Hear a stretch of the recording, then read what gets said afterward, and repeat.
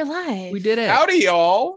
Hey, y'all. Howdy. Hey. Welcome. Welcome to the Weird West, where bones are optional. Welcome to the bone optional stream. Absolutely. This is the only stream where you're allowed to lose Calcium your bones. light. Yeah.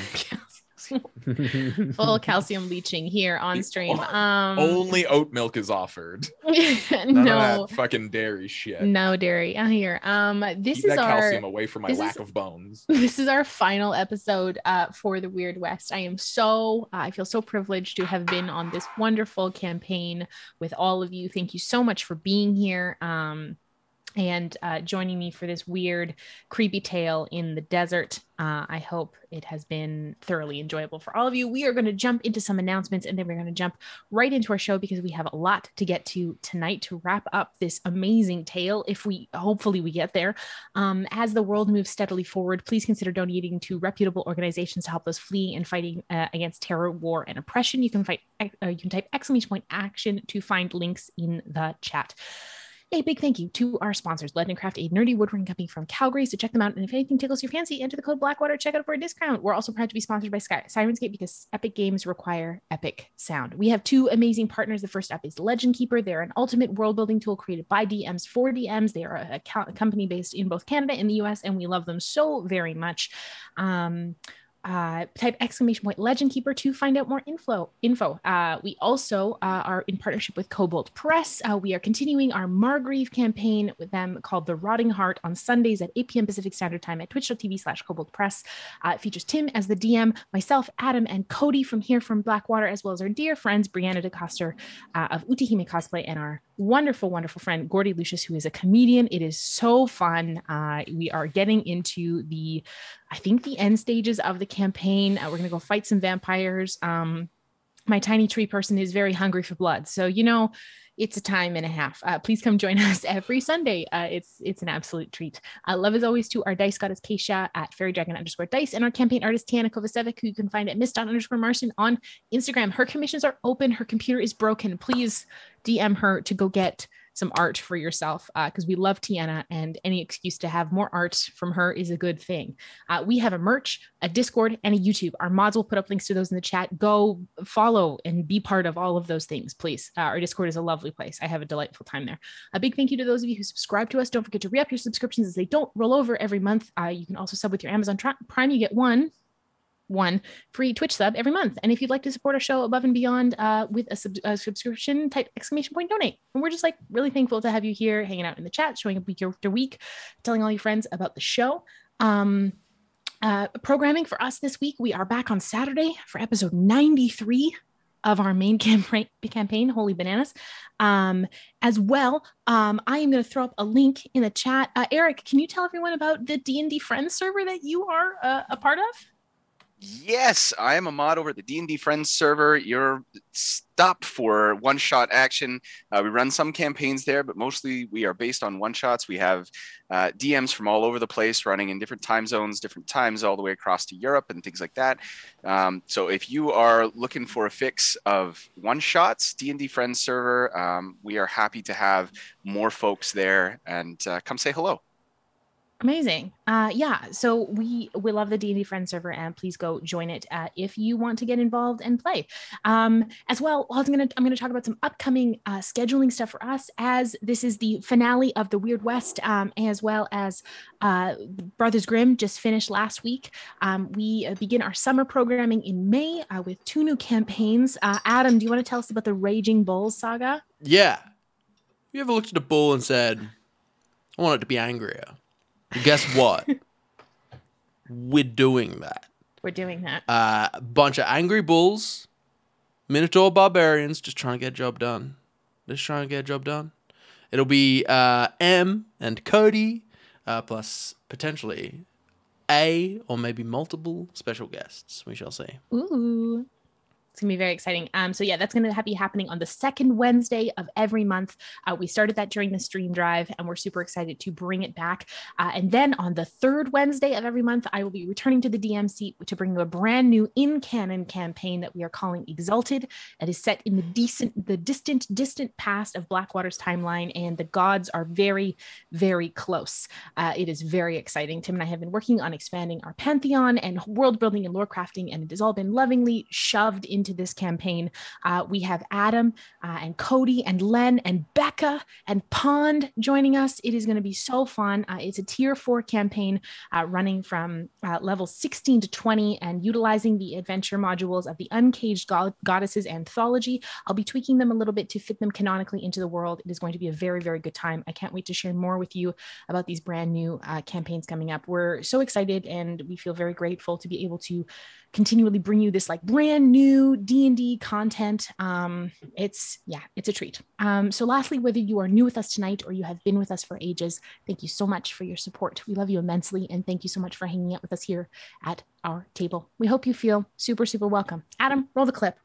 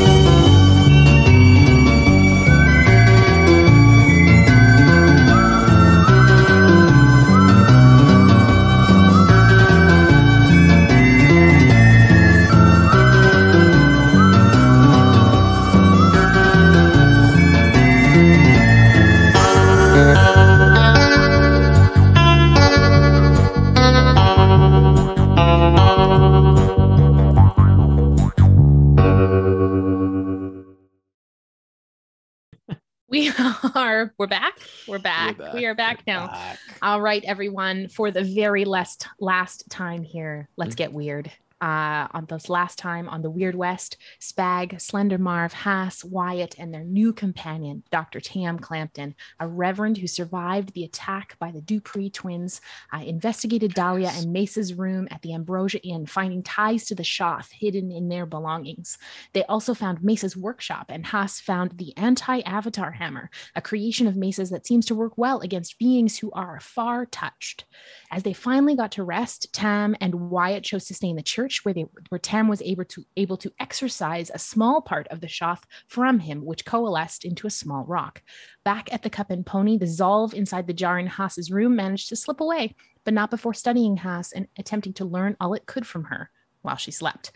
After the party awoke in the morning, attempts to track the Zolv were futile, as it disappeared into the walls of the building itself. As they start their day, they realize their patron and the owner of the Cup and Pony, Mr. Galwood, is missing. So the bartender Crannies lets them poke about in the office. There, they found information on the rocks that they had been finding.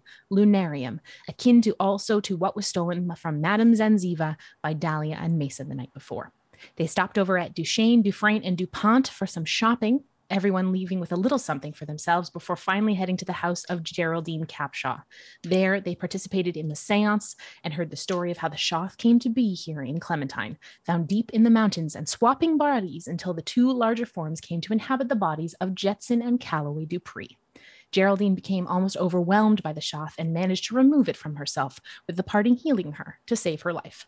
They then headed outside to go check on Richard Bainbridge, who they'd learned had cleared the general store out of dynamite, but not before they were confronted by Dahlia and Mesa in the quiet housing block. And that is where we pick up, as you hear Dahlia's voice ring out across the too quiet street. She clocks you, Tam.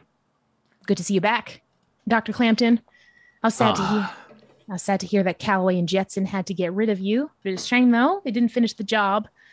And while the Shoth may sing praises of peace, I always did play by my own rules. So you watched as she pulls something out of her pocket and she throws it on the ground. Mesa's eyes alight as he begins chanting, and you see 4 of the 3 armed ooze beings running towards you. Everyone roll initiative, please. Mesa do be chanting though, right? Mesa is, well, he chanted, he threw the things on the ground and they popped up. He is no longer The chant chanting. has no longer chant. It was an activation of that thing. Let us dive into it. Oh, shit. And if I'm not mistaken, we've got some Intellect Fortress cast. You do, yes. And remind me what Intellect Fortress does. It was on myself and 2 others. And it gives you resistance to psychic damage and advantage on intelligence, wisdom, and charisma saving throws. I think that was on Marv. Pretty and sure Wyatt. that was me. Yeah, Marvin. No, I think it was Marvin Hass. Yeah, Marvin Yes, Hass. I think Okay. it was Wyatt wasn't in the room. Okay, Yeah. gotcha. Wonderful. So yeah, Okay. Resistance to psychic, advantage on intelligence, wisdom, and charisma. Wonderful. Please remind me if there is anything that affects your person that you do not seem to be involved with. That sounds great. All right, we will start at 25 to 20. 30. All right. She specified 25 to 20, so that was an inappropriate time to answer. You're right. I'm sorry. I rolled a natural 20 and I get a +10 to my initiative. So. All right. 15 22. 22 for Spagg. For Spagg. Okay. 15 to 20. 19 for Marv. Ooh, spicy initiatives today, everyone. Okay. 10 to 15. 13 for Hass. Okay. What is your dex modifier, my dear? +3. Okay.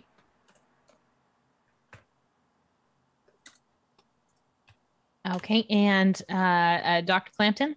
I am not as a limba as I once was. That's a 3. Wonderful.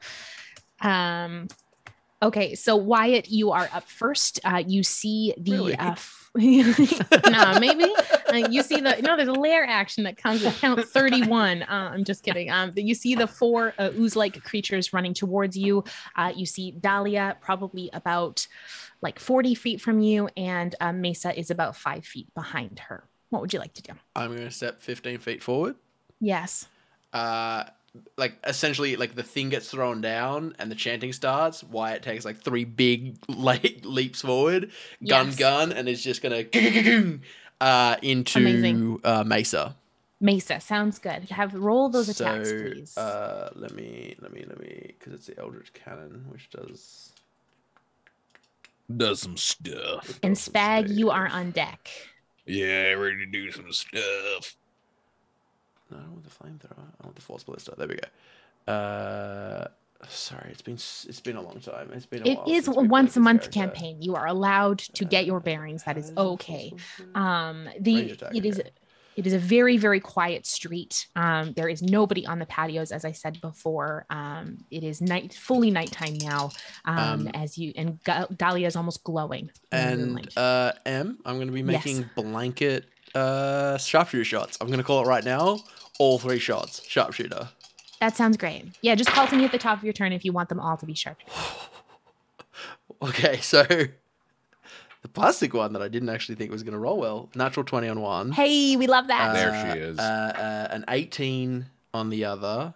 Yep, that hits. And then my eldritch cannon. Yes. Natural 1. Okay, that does not hit. Literally, I rolled a 20. It would have been better if it would have been a 10, but 20, 11, 1. You got it. Yes. So real those two first attacks hit, so you can roll damage on those. All right. And you're shooting at Mesa. Are you like shooting at any part of his body particularly? Yes, center mass. Center mass. You got it. Yeah. Go ahead and roll that damage up. I have Piercer as a feat, so when I score a critical, I do 1 additional damage die. So I'm gonna we love that for you, not for these wonderful NPCs who I have so patiently crafted together. It's plus sharpshooter. This is gonna be a bunch of damage. I love it. So Hurt bad him. for Mesa. I mean, he really seems to have been dragged along into this, but he's played his part. He knows what he did. 4d10. Okay. Actually, apologies. Human. They know what they did. Mesa Yeah. uses they them pronouns. I Apologies. just had this. Yeah, no. I just remembered. It has been a month, y'all. Well, if it's not a 17. person, which I suspect Mesa might not be, 23. would it then be an it that pronouns? 'Cause- As far as you It know, is Mesa goo. currently uses they them pronouns. okay, all right.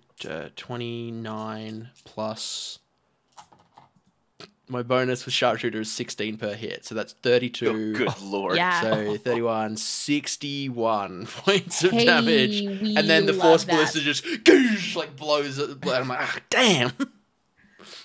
So as these hits hit Mesa in the center of mass, you do see blood spray out from The those person. two hits, hitting them square, just like right below the sternum, and they almost Any bone double spray? forward.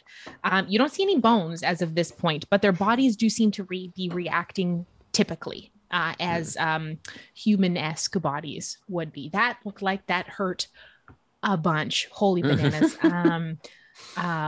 Spagg, you are up next. Tell me the distance between our lovely, presumably human people and these four Gumbies. Yes, the four ooze-like creatures. You've probably got about 40 feet between them and you. Between them and me, how Yes. about our lovely enemy humans, Mesa and They're Dahlia? about 10 feet. Dahlia is about 10 feet behind, and the oozes, and Mesa is about 5 feet behind her. Wonderful. So the way I hear it, everyone fits within, say, a 20-foot cube. Oh, God. Yeah. Such a threatening aura. I would say Oh, that, yes. For you, Wonderful. Sean, yes, they What do. a cool DM. Thank you so Jeez. much. I pride myself on being a cool DM. That's the only moniker I need to hear today. Spagg is going to reach deep into his long coat of goobies, and just pull out this. It's you could imagine like a softball sized thing of gray powder, what Yeah. seems to be wrapped in like cheesecloth. So Okay. as he pulls it out, it's like there's shit like actively like dripping off of it. It's like frosting a cake. And he just fucking he's a little sling comes out from his sleeve that attaches to it, and he just goes and throws this big dusty ball that just into a big ass smoke thing. And you see as he throws it, he like covers his mouth so as not to inhale whatever dust is coming off of this thing, and it's going to just land in this big acrid smoky fucking ball right in the center. And I need all creatures in that 20-foot cube to roll an intelligence saving throw, provided they have intelligence higher than 2, which maybe our Gumbies are not. They do, actually. Wouldn't you believe? That I they had do a have feeling. Intelligence And I saving will throw, be you say? intelligence saving throw. 17 is the number to beat, as these various creatures inhale this deeply disorienting substance that makes the air go and makes the words go slowly, and they all experience synaptic static. One of my favorite spells. One of my favorites. Dahlia rolled a 19. Success. Mesa rolled an 18. Ugh. And I'm going to roll 1 for all of our, to save myself, 1 for all of our ooze friends. That is only a 7. Fabulous. All our oozes take 28 damage and are going Holy to moly. subtract a d6 on all attacks and saving throws moving forward. Yeah, we love that. And I don't imagine they'll cast spells, but if they do, they have disadvantage to maintain concentration. And it's going to be 14 points of psychic damage to our human foes, but they do not do the d6s. So Sounds all good. the Gumbies are going to be bad at hitting for the next little Bad bit. at hitting, super bad. Okay, and that was 14, And- you said? Yeah, 14 on the humans, 28 on the Gumbies. Okay.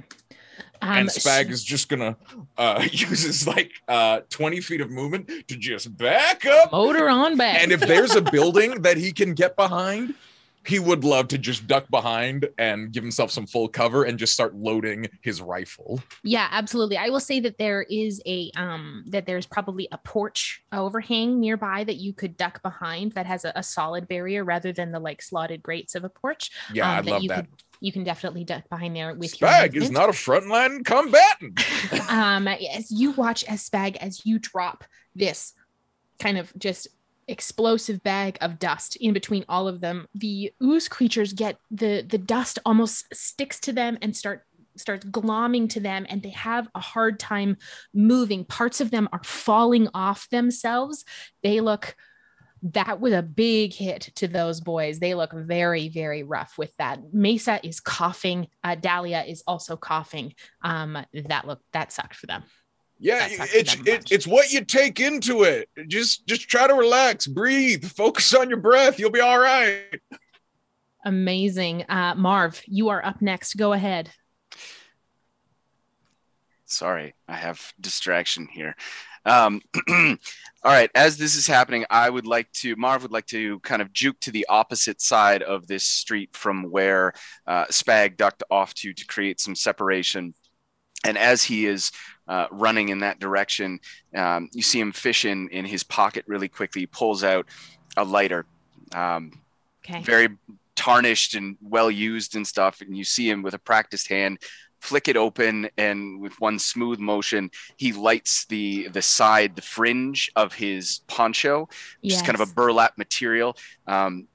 He lights it on fire, and it starts to slowly burn as he draws 2 arrows and this is flame arrow, and he pulls them through the fire, catching some twine that had been wrapped around the end. So now they are alight, and he's going to take 2 shots at Mesa in the back there.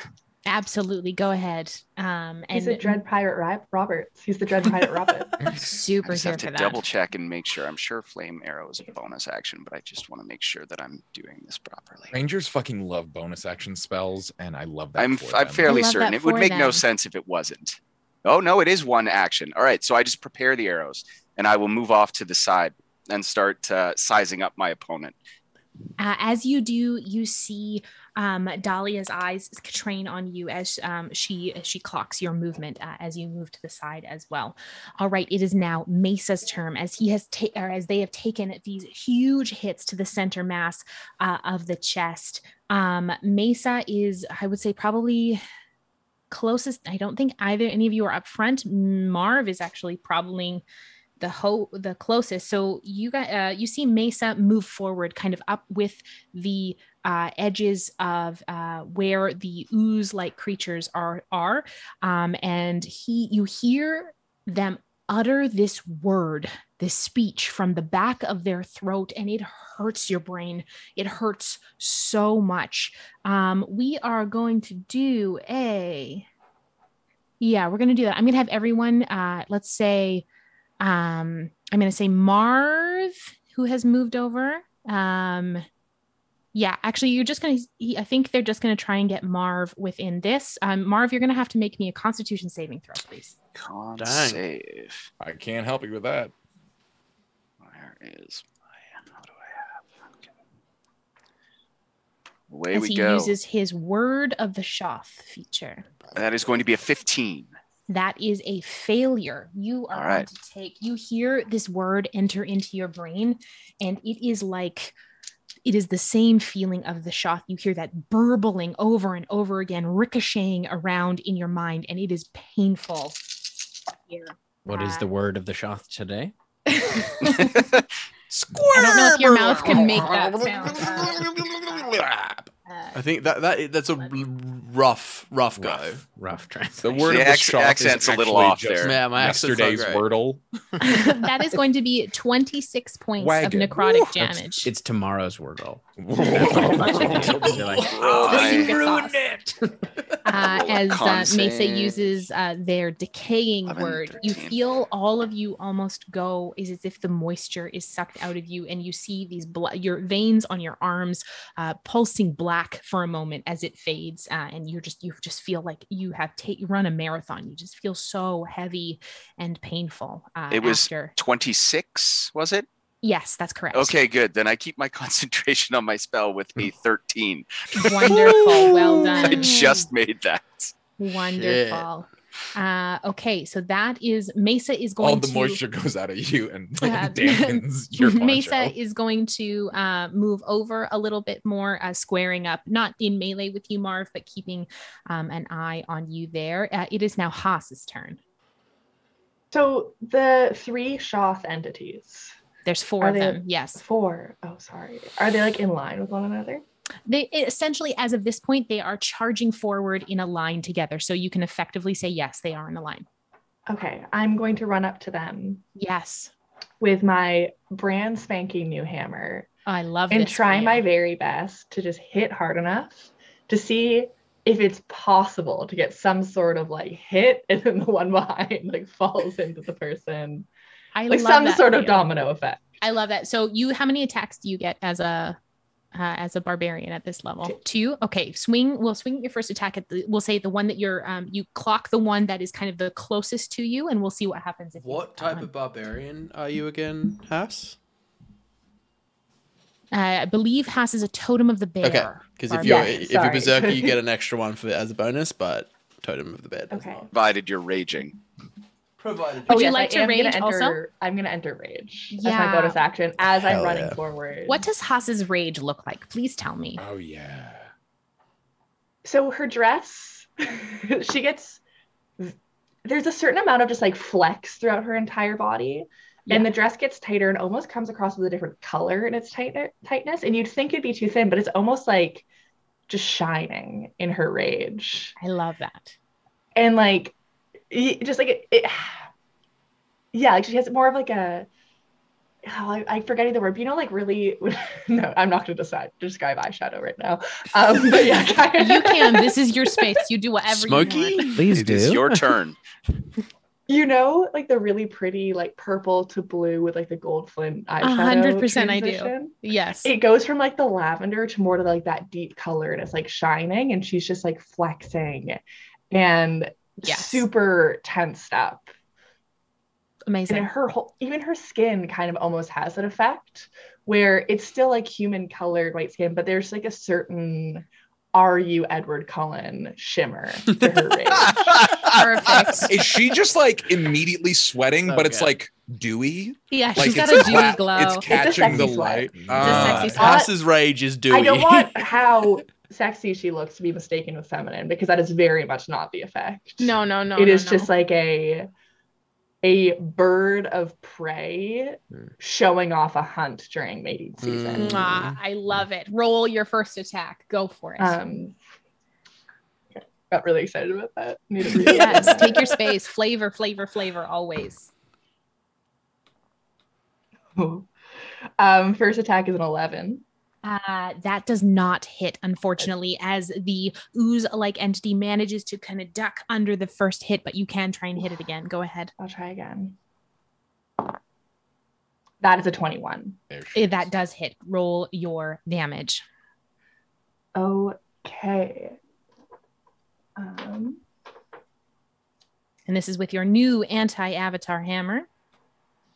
And you can consider these beings far touched. Entity, so they are.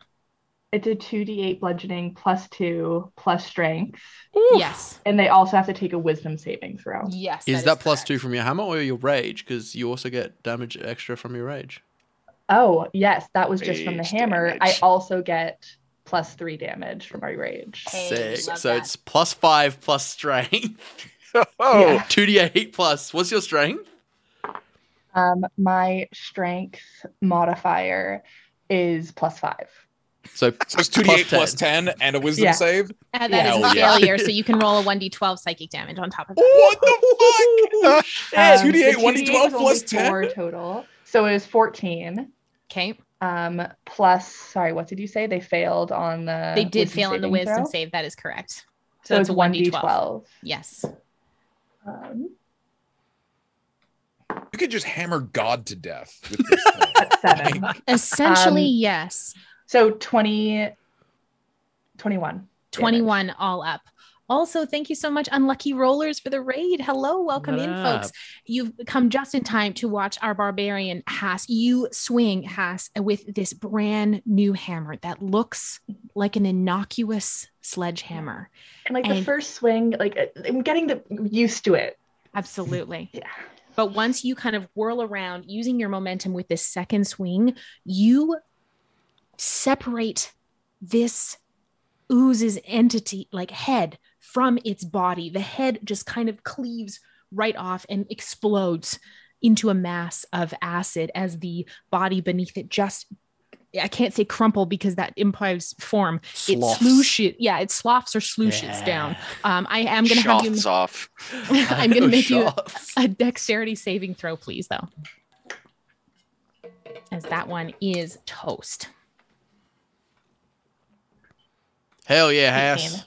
Well done. Sorry, one more time. 18. You managed to dodge out of the way and not receiving any of the acid blowback from this first one, but that first one is dead. Well done. Is that the end of your turn? That is, I've already used my bonus action to turn into rage. So yes, that is the wonderful. End of my turn. So as your turn finishes, you watch the heads of these other ooze-like entities whip towards you, and they are going to swarm around you, Hass, and they are going to take attacks. Actually, two of them are going to swarm. The two closest to you are going to swarm around you, and one of them is going to take off running, and we'll deal with that one afterwards. So the first two... -6s on all these attacks. -6s. Well, Minus D6s. You know what? Why don't you roll me a D6 and we'll subtract that from both of them. Hell yeah, brother. That's a 6. Oh my. So that is going to be they are going to come up at you with their slam attacks. So that is going to be natural 19 -6 to 13 +4 to 17. Does a 17 hit you, Hass? Yes, my armor. Okay. I am a 17. Okay, so that first one hits you, so it meets it. Bang, Are you including the cloak of protection that you did? You add that? Okay, I've already added that. I have resistance to bludgeoning. Okay, that's good from non-magical effects, and these are non-magical, so that will be halved because you are raging. So that is going to be 8 points of bludgeoning damage, halved to 4 for you. And also 4 points of acid damage for you for that first one. And then the second attack is going to be a 16 -6 to 10 +4 to 14 to hit you. Okay. Does a 14 hit you? No. Then that one misses as well with its slam attack as it comes around trying to pin you down to the ground and almost force the legs out from underneath you, but you manage to hold your ground. The other one is going to take off running, and it has quite a bit of movement. As you see, it's using all 3 of its limbs, like if its arm limbs plus the 2 leg limbs to shamble towards the closest person up front, which I'm probably going to say is Tam at this point because Spagg has moved. Wyatt is there as well. I moved 15 feet forward. Yeah, then I'll say it kind of moves around to you as well. Then Wyatt, since you're there up front, is this one a -6 as well? Yes, it is because they all failed. That is going to be. No, this dice is rolling very well. Natural 19 -6 is 13 +4 is a 17 to hit you. That would hit, except as it swings, Wyatt jumps and it passes underneath him as I cast shield, and I just kind of get up and over the hit and I land. Wonderful, Bam! Well done. So that one misses you as well. So I'm going to just call them what they are there now. They're called Suses. They are called the Sus. So these Sus entities, we've got 2 on Hass, 1 on Wyatt, one of them dead, and we see Dahlia up next. Dahlia is mad. Hass, yes. Do I get an opportunity attack after? No, none of them have left your range. In my space. Yes. They are in your space. Yes, none of them have left yet. Okay. We are going to walk up to... Is Dahlia the big boss? This is Dahlia. So she looks towards you, Marv. And Marv, I'm going to have you make a wisdom saving throw, please. I believe I have advantage on that. You do I not? now, yes. You do. I thought I did an oopsie. Synaptic static ain't concentration. It's not, which is amazing. bananas. Really strong spell. I gotta use that. I gotta use that spell more. 5th level, baby. Oh, true. What do I got here? Yeah, advantage on this. The advantage was very helpful because that's a 7 and a 13. Let me just check what I'm adding to that. Wisdom Yes. +2. So it'll be a 15. Don't think that's gonna cut it, but That 15 it is. That is just not enough. As Dahlia looks at you, you watch as the corner of her mouth just curls up into a smirk as she reaches out towards you. And you feel the presence of the Shoth take an extra step forward in your mind as she uses her convert feature. Oh no. Oh, no. I don't like the sound of that. I don't know what it does, that but I ain't fucking don't good. like it. So for reference, Spagg and Marv, you are the only ones who have been far touched as of this point throughout the whole campaign. You out of a grand total of maximum of 6, you both currently sit at 4. What the? Just as a warning for you, just to be aware of you. As this happens, you guys see Marv, like his hand comes up. He's got the arrows kind of between his fingers, but his hand instinctually comes to his eye, kind of pressing as this presence is there. So it's almost feeling like a stabbing pain behind his eye. That's the reaction you would see from that. And she looks at you, and you just hear her inside your head laughing at you. I don't like that at all. All right, Tam. And Dahlia takes a couple steps backwards, behind, not hiding so much behind Mesa, but taking a distance. You get the sense at this point, both of them are casters. You haven't seen if any of them have any attack melee or attack features that way. Tam, it is your turn. How far away is Dahlia? 40 feet. She was 10 feet behind, so 50. I would say plus another 10 feet behind that. She's 60 feet from you. Perfect. And would you allow me any firecrackers? Please justify me why a preacher who has been in a coma for the last 3 weeks would have firecrackers on him. Because if you can convince me, absolutely. But why? Is because I want them. I had confiscated them from a few young lads at the last service before I disappeared. And of course, grabbing all my things in the morning, I put them in my pocket. Okay. Okay, fair enough. Well done. I should know better than to put Tim Carlson, the improviser, on the spot. I'll have you roll. I can tell you more about these young boys if you like. Yeah, tell me their names and their 5-year plans. Their parents' Are they looking names, for a job? Their parents' names. These young whippersnappers. I am going to have you actually roll me a d20 to see if these firecrackers are wet or if they're dry. Is what D20, you say? Yes. I love this new Sean Deppner bit of 17. are they looking for a job? Because Regardless what of job are they character. taking? Yes, they are dry. You have firecrackers in your pocket. Go ahead. I would like to pull out one of these little firecrackers, kind of a bottle rocket type situation. And as I bring it up, I take my tinderbox, which I always have on me as part of my adventuring kit. And I would like to strike a match and light this bottle rocket and say a quick prayer as I throw it through the air at Dahlia, casting a first level guiding bolt. Amazing. I love that. Oh, this is such a treat having you all justify your magic for me. Absolutely. Go ahead, roll to hit her. All right. Yeah, from now on, all caster parties, no magic settings. That is a 24 to hit. Absolutely, that hits. So as the firecracker strikes her clothes, you see part of it catch glowing a little bit off of, echoing the glow off of her skin. So the next attack on Dahlia does have advantage because of that guy. I also like to think that like she's temporarily kind of like startled by the thing. So she's like, and that's like... And I would like to walk 10 feet forward and I would just like point at her and I'd go, you're up. It's not Wyatt next. It's oh no, it's definitely it is Wyatt. It is Wyatt. Yeah, definitely Wyatt, you're up. All right. Thank you, preacher. My name is Wyatt. It's not. I had a mini stroke. No, it's fine. It's fine. He did. That's You've been in a cage for a while. It's fine. There has been talk of senility in the preacher's sermons. It's fine. He was in a coma for 3 weeks. You guys, please give Tam. You had a big old nap. When I wake up from a long nap, I get befuddled. 17 radiant damage. 17 radiant damage. Nice. You see these firecrackers hit her, and as they hit her, a couple more that you throw going pop, pop, pop, pop, pop, and she is now glowing. Wyatt, you are up. We are back to the top of the order. It is your turn. Go ahead. Sweet.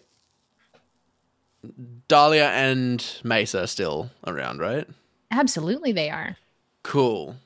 I'm gonna. Oh yeah, you're not getting rid of them that easy. I'm gonna bang bang.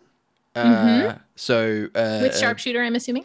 Of course, everything is sharpshooter. Mm-hmm. I want that plus 10 to damage because it makes a huge difference. It do. The eldritch cannon and the regular gun shooting at Mesa, and then I'm gonna take one of my other shots at Dahlia, and then we'll see where we go from there because I'm a fighter and I have things. So the plastic is the eldritch cannon. And Spagg, you are on deck. Oh, I was so close to a crit.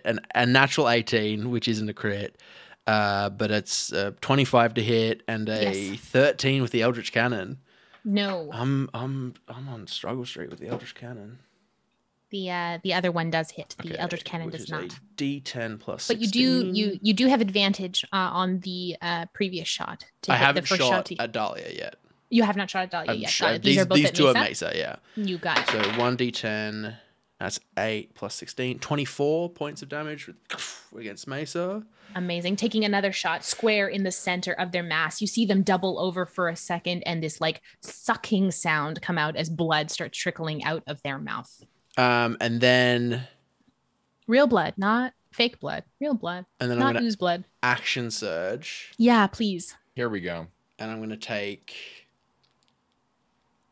one last shot at Mesa and then 2 shots with I just basically like the eldritch cannon misses. I'm like, damn, flip it into my thing and just like quick fan the hammer and you so go for the one yes. against Mesa is fan the hammer 12 and 17, make it rain. no, 19. Have opposite movements but similar energy. I love that observation. It's a 19 to hit. Yes, that hits. Okay, and again that was sharpshooter. 15 is the number to beat on these babies. 22 points of piercing damage. And this is on Dahlia? This is on Mesa. This is my last shot on Mesa, and I'm just making sure that my PSR. There's nothing else I can do with that. No, it's just if I crit, I roll an extra damage die. And then we are going to shoot 2 at Dahlia. I'm going to shoot the first one at advantage. Sharpshooter. As Dahlia sees you hitting Mesa, Dahlia is going to, you hear her echo this cacophonous sound out of her mouth, or out of her mouth. And you, Wyatt, are going to take some necrotic damage. Awesome. That is going to be 10 points of necrotic damage to you as she uses her rebuke from beyond. Ah, damn. I'm just going to crack. So the first one's going to be an advantage. Oh, it's a 16. That is a wounding critical. It was a natural one and a 16. So that's a 16. So a 23. Yeah, your gun got fucking my gun does a bunch of different stuff. So with the wounding critical, you are going to deal full damage on your on this turn, and then you are going to deal half damage on the of this damage on the second. And given that it is a special critical, I'm assuming it doesn't affect my piercer feat, where if I crit, I do an extra damage. It does not. No, I didn't think so. And then the second shot. Oh, it hovered on 8 for a second. It is a 16 to hit. That does hit. Yes, go ahead, roll damage up there. All right, so I'll roll the wounding critical first. Hell yeah, that is 24 points of piercing damage. To Dahlia? Yep. And then the other one is 18 points of piercing damage. Amazing. So Dahlia, trying to shield herself from the effects of the firecrackers that Tam threw at her. You see her open herself up not enough, and you hit her right under her armpit. As you see this go in, and she almost doubles over. You hear this wincing sound, and her eyes turn towards you as she sneers at you. In fairness, yes, I was in melee with a Shoth, so I should have had disadvantage, but I would have moved away anyway, so I can take it. I should take an attack. You will take attacks of opportunity there. Yeah, yes, I think that fantastic. is only fair. And you were just being accosted by one of them, so I will do one attack of opportunity there. And it removes 5 away from that. That is going to be 17 minus 5 is 12 plus 4 is 16 to hit. That does not hit. That's Does not just hit. below my AC. I was like, just gonna like Well done. Dodge That's enough past static. As the creature is still covered in this grit, it manages to try and slam out towards you, but you manage just to sidestep it and move through there. Wyatt, is that your turn? that is my action, and my bonus action. So yes. And your movement. We love And that my for you. Spagg, it is your turn. Yeah, Mesa's right. looking Currently pretty we rough. have Mesa. Mesa has taken some big hits. Yeah. Mesa has taken some big hits. I wouldn't call it rough, but Mesa's taken some big hits. This is your final battle, y'all. I wasn't going to just make it easy for you. All right. Well, All right. maybe a final battle. See how that goes. We don't know. Oh, that's concentration. We can't do that. So I moved back a little bit, and they were like 40 feet from me. You did. So they are now, I About would say, 60 feet from me. I would probably say a little bit farther because you had to run back and behind. I'd say probably about 70 or 80 feet. 70 or 80. Okay. All right. Then we'll keep that one in the back pocket. And Marv, you are on deck. In that case, yeah, Spagg's just gonna fucking line up a shot. He's gonna poke his head around the fucking corner Yes. this porch. He's gonna fucking dial it in on Mesa.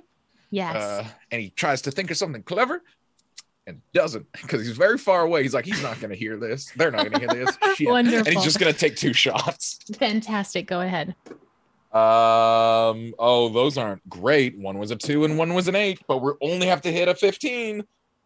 What are my bonuses when I shoot? It's a +9. So that's a 17 to hit and 11 to hit. I trust. The 17 hits. Ooh, juicy. 19 points of damage. Ooh, And we fucking spicy. loaded up the buckshot. So it's get pushed back. Sorry, not 19, 14. It's Okay, not +10. sounds good. I'm not fucking Hass. And they are going to get pushed back 10 feet. Okay. And, Fantastic. So Mesa takes this shot from your eldritch rifle square in the chest and stumbles the couple. How many feet back is it? 10? yeah, they just get pushed back 10 feet. Yes, that's correct. And he's just going to go, oh, nice. And he's going to hustle, 30 feet up and hide behind another building if he can. Amazing. Yeah, I will say that you Love can move from one tenement house to the next one there, and you manage to duck behind the same porch, giving you cover as well. Neither of them can see you. Marv, it is now your turn. You're over the hill, Mesa. Wait, fuck, shit. Fuck, I'll come up with a good geology pun. Marv, as all this is happening very, very quickly, his hand comes away from his eye. He's still keeping it closed tightly, like it's painful. Whereas he was squaring up to shoot at Mesa in the back, trying to down a bloodied enemy. He shifts his focus instead to Dahlia, and will line up those 2 flaming arrows directly at her and screaming, "Quiet!" and let loose his flaming arrows, both shots. Amazing. Go ahead, roll damage. So that is... Or sorry, go ahead, roll to hit. We'll see if they hit. I mean, first. I would love to. But what if we damage. just skip straight to damage jam? What if we just Seems did fair. that? So that is going to be a 25 and a 19. Absolutely, both of those hit. Both of them hit her square. One in each shoulder. You see, kind of like hitting right between where her arms move out of her shoulder protrusions. There, right between her pectorals. It is. All right. So the first shot is 4 piercing and 6 fire damage. Okay. Yeah. You don't. I don't think you have to separate out any of the damage. There. No, you do not. And the second one will be a 9. So I Okay. think it's 19 all 19 up? total. Okay, sounds good. So, And I'd like to take probably, 2 large steps. So move about 10 feet forward while I pull 2 more arrows out of my hip quiver and light them against my continuing to flame up my body. Poncho here is smoldering against me. So I'm walking a little bit towards her and lining up more shots as menacingly as I possibly can. I am angry. It is loud in my head, and I am very upset by this I'll fact. let you roll me an intimidation check. We'll see. Let's see. Against Dahlia. Where are you? Intimidation. That'll be a 13. She sees you walking forward and she just goes,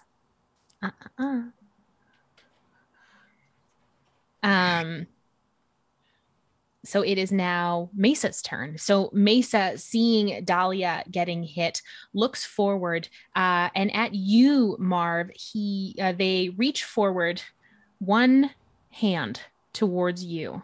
Okay. And you see this small bit of black ichor move out of Mesa's mouth. I'm going to have you make me a Constitution saving throw, please. Uh-oh. That will be an 18. There it is. That is a success. So this is going to take half damage on you Right. as you feel blight start to move through your body. Oh, good Lord. That's going to hurt. So that is going to be 8d8, but halved. I'm going to use a dice roller for this one. Dang. 8. Ooh. Nice. But don't enhance the damage. Don't. So that is going to be 46 halved to 23 points of necrotic damage. Whew. All right, let me roll my... As you hear them yell, "Don't you hit her." Okay, and with that, Marv stumbles. He drops his arrows. The flames go out. And as he's stumbling, his arm rubs across his poncho, also dousing the flames down to just kind of smolderingness there. This is a significant amount of damage. Marv looks very bad right now. He opens his eye and like coughs up blood. You guys, anybody close by, you'd see the eye that he was holding is now like bloodshot red, like that full injury. The iris there's no white. It's all red, that particular eye. He's coughing blood and kind of stumbling backwards a little bit.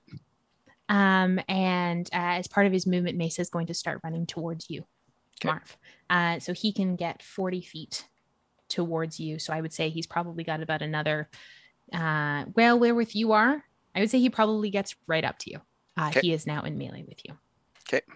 And that will be his turn or their turn. And we now are at Hass. So you have 2 of the Sioux up in your business. What would you like to do? In terms of where is Dahlia in relation to me? She's probably about 20 to 25. Yeah, about 20 feet behind you, or 20 feet in front of you. Sorry. I'll work on the ooze first. ... For now. So first, I'm going to get my hammer and go for the one right in front of me and try to get it underneath. Yeah, cleave up and through. Go for it. You can roll to attack. That is 15. That is succeeds. That hits as you clock this one right kind of in the thigh as you kind of try and drive your new anti-avatar hammer up and through this creature. Roll damage. Hass is just not a fan of 8 James Cameron's plus work. 10. Not at all. 17 Sequels aren't going to damage. As you Plus the wisdom saving throw. Yes. It doesn't even need to make the saving throw at this point, as with that first 17 damage, you just whooshed the ooze holding this creature together, completely liquefies, splashing back towards you. I'm going to need you to make a dexterity saving throw, please. 17. That is enough as you manage to avoid the splash damage. And this one in front of you here with that first hit is toast. You have one directly behind you as well. So then on my scroll up, just going to double barrel down, whack-a-mole. Absolutely. Down. Go ahead, roll the hit. That is an unnatural 20. That absolutely hits. Go ahead and roll damage. 18. Again, once more, just with this like squelching sound and just like whoosh, whoosh, Hass manages to liquefy both of these ones. You will need to make me another dexterity saving throw, please. That is only a 12. That fails, as you are going to take some acid damage as you feel the part of the Sue's splash back and hit you on your exposed skin, where your shawl and your you do get to add +1 to all your saving throws, I will say, but that is not enough for this round. So you will take a little bit of acid damage. That is going to be 6 acid damage that you take there. Okay.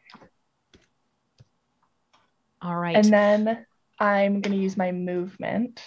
Okay, sounds good. To get as close to Dahlia as I can. Okay, sounds good. So she would be probably, you can probably get right up in her. You can get right up in her business. Then I'm going to do my bonus action and try to bite her. Yeah, absolutely. Absolutely. I forgot you can do that. Please bite her. Please go ahead, roll to bite. Do you technically have the hungering jaws? I love that so much. Yes, I do. And I want to mess up her pretty face. While they all look human, that's not how they were built. Oh, so good. Hass is a brawler, dude. She'll bite. Sorry, I have to roll to see if I hit first. Yeah. What I love so much about this is because she goes like whomp whomp and then just like clears 20 feet face first. That is the mental image I was hoping for. Absolutely. Okay. That is a 15. That is her AC. Go ahead and roll that damage. Cool DM. Not great damage, but so that's a 6 damage. But I do want to go just for the very tip of her nose. Okay, I'm gonna have you roll me a strength check. The most violent of boops. Oh my god. Oh, she's going for the Voldemort. I'm gonna have you roll me a strength check to see if you bite it off. Okay. And that's just my D20 plus my D20 plus your strength modifier. Yes, I will say not proficient. Okay. I feel like I will say that with her dexterity, she is able to she managed you get in there, but you have not separated the tip of her nose from her face yet. Becca, did you use your hungering jaws mechanic? Yes. Because you get your constitution bonus and I as get temporary hit points. I love that for you. You fucking swallow it. You bite off you get a little bit of that nose. meat. You get a little bit of that nose. I get. Do I get a little bit of her nose? That's a once per short rest thing though. So you, like. Yeah, that's great. I am using that, and I get my +2. Yeah. Yeah, amazing. Go for it. So you feel a little bit of the skin. I just want like the not full nose, just like the little cartilage tip. Yeah, you got it. She can never use her beauty against people again. I wanted it. You got it. You've turned her into a who. Oh yeah. I mean, she's just missing the cartilage tip on her. Like, she may live past that, but she is never living. Oh, you know what'd be worse? Just getting the septum. Like this stays here, but you just get that. I rip it from her septum piercing she probably has. Potentially, you don't know. Well, you wouldn't know now. No, she does not have a septum piercing. So with that, is that your turn? That is everything I can possibly do. Yes, you have huge turn. Huge. You've just like completely liquefied 2 Suses and eaten part of a nose. I love this for you. The final remaining Suse is going to take a hit on you, Wyatt, since it is right up in your biz. And that you can do your subtraction, Spagg, for synaptic static. Oh, yeah. That Suse is having a pretty okay time. Just a -1.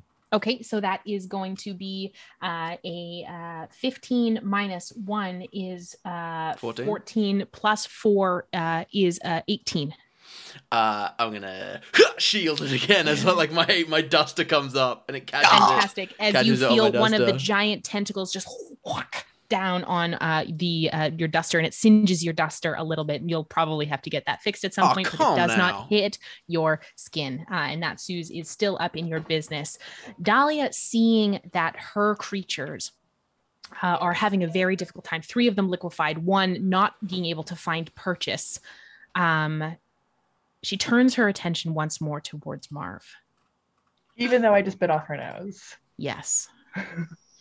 And she looks straight up in your face first. And as she reaches a hand out towards Marv, knowing that you're right there. And she is going to use her bonus action to Misty Step away from you, Hass, out of your sphere of I get opportunity? You do not, because she teleports away. Oh, how does she teleport away? You have to justify it too. She's goo. I'm the DM. It is justified. You see her form almost swirl in on itself and almost pop out in a singularity. It is gone. And then... Nice, Hass. All her power is in her nose. Good job. Marv, coming up next to you, it's almost as if you watch her step out of a shadow. She steps out of the shadow right in front of you. And she's going to reach out. She said, all you had to do was be nice. And I'm going to need you to make another wisdom saving throw. On her turn, she does take 12 damage. She does. That is correct. As you see her wince as she moves out of Hass's field of vision. Thank you for the advantage, Spagg. That'll be an 18 on the advantage. It was an 11 and a 16. So 18 on the save for that one. Looks in your eyes, waiting, watching for some register of change. And you see the anger start to well inside her when it doesn't come. And she said, no, it was supposed to be easier than this, as she reaches out and she, on her next turn, you assume she's going to try and do something to you, Marv. But that is her turn. As she speaks that out, Marv's lip curls in a bit of a smirk back at her. Wonderful. Tam, it is your turn. So do I have this correct that Mesa and Dahlia are close together? Mesa has moved. Yeah, they are actually right up in each other's. Mesa was right up in my grill. Next to each other, yeah. They have... I would like to move over to them. Yes. About within 10 feet. Okay, you stand. You can probably do that standing right behind Marv if you like. And I don't want to hit Marv with this, though. I would like to... I would say you could probably position yourself to get both of them in a line if that's what you're wanting to do, but there is no way you could put them in a I want to call it down. I will say there is probably... No, it targets a creature, so it doesn't work. Actually, let me double check. I will say it's going to be pretty difficult to hit both of them and not hit Marv. Each creature within a 5. Oh, I could call it down on a point. Oh, I can call it down on a point. Oh, can you? Well, what I would do is I would walk over and plant my cane and then step back just beyond 5 feet. Okay, so you would plant your cane in the ground behind them, I'm assuming, so it's not to get Marv? Yeah. Okay. And then, I will say you do that. Mesa spins around, watching you as you do so. And I would go... You have called down the wrath of God. And I would like to call lightning. Yeah, absolutely. Yes. I will say that you, without provoke, you can't move away. You have to stay where your cane is. Oh, then it will hit me as well. But I'll take that. I'll take it. Unless makes sense. Unless you want to provoke an attack of opportunity because you're now entering their space. No, I will take the lightning. God will I like the idea of Tam just holding out his cane and it just goes straight. That's what it is. Then I'm going right behind. Let's do it. Is that a dexterity saving throw on their parts? Yeah. Also, is it stormy out? Has a storm out? It is not. It is very quiet as of the moment. I let you have the storm last time. There is no storm this time. It's fine. Not yet. That's fine. Is it a dexterity? It is a dexterity saving throw. First one is a 17. Okay, that's a success. Second one, first one is Dahlia, 17. Second one, Mesa, is an 8. All right, that's a failure. I'm also going to use my channel divinity. Do you want me to make a dexterity saving throw as well? I absolutely do. Yes, please. Oh, you're going to channel divinity to max it on yourself? I got a 19. Well done. Yeah. Beats your own spell save DC. Well done. Ooh, that's so much better. I'm going to call down and I'm going to use a channel divinity to deal maximum lightning damage. Hell yeah. So that's it would normally be 4d10 because I'm casting it at 40 damage. Level. So that is a 40 damage. Let me just double check here. And that would be 20 to Dahlia. Plus, because I have a... Fuck that. No, yeah. So I call down with the lightning and I deal 40 damage. Okay, so you, Dahlia and Mesa both get absolutely like electrocuted by this lightning that you have called down seemingly from nowhere with the wrath of God at your back.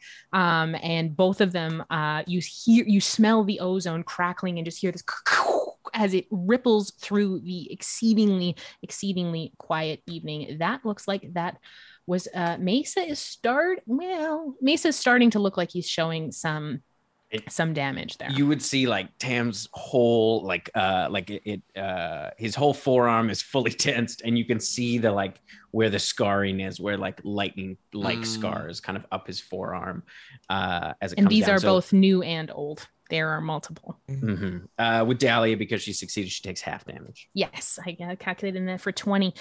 Is there anything else you would like to do, Tam? Oh, and then I would. Oh no, I guess I can't cast another spell on my bonus action. It would have to be a cantrip. Yeah, no, I got nothing.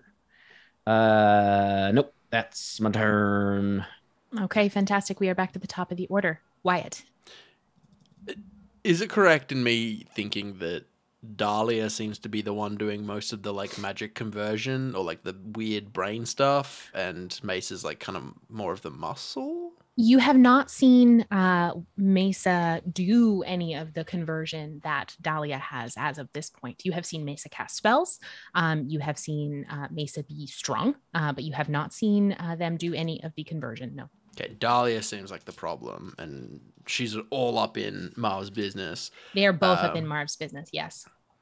I am going to, once more, Eldritch Cannon comes out, and I'm just 3 shots all into Dahlia.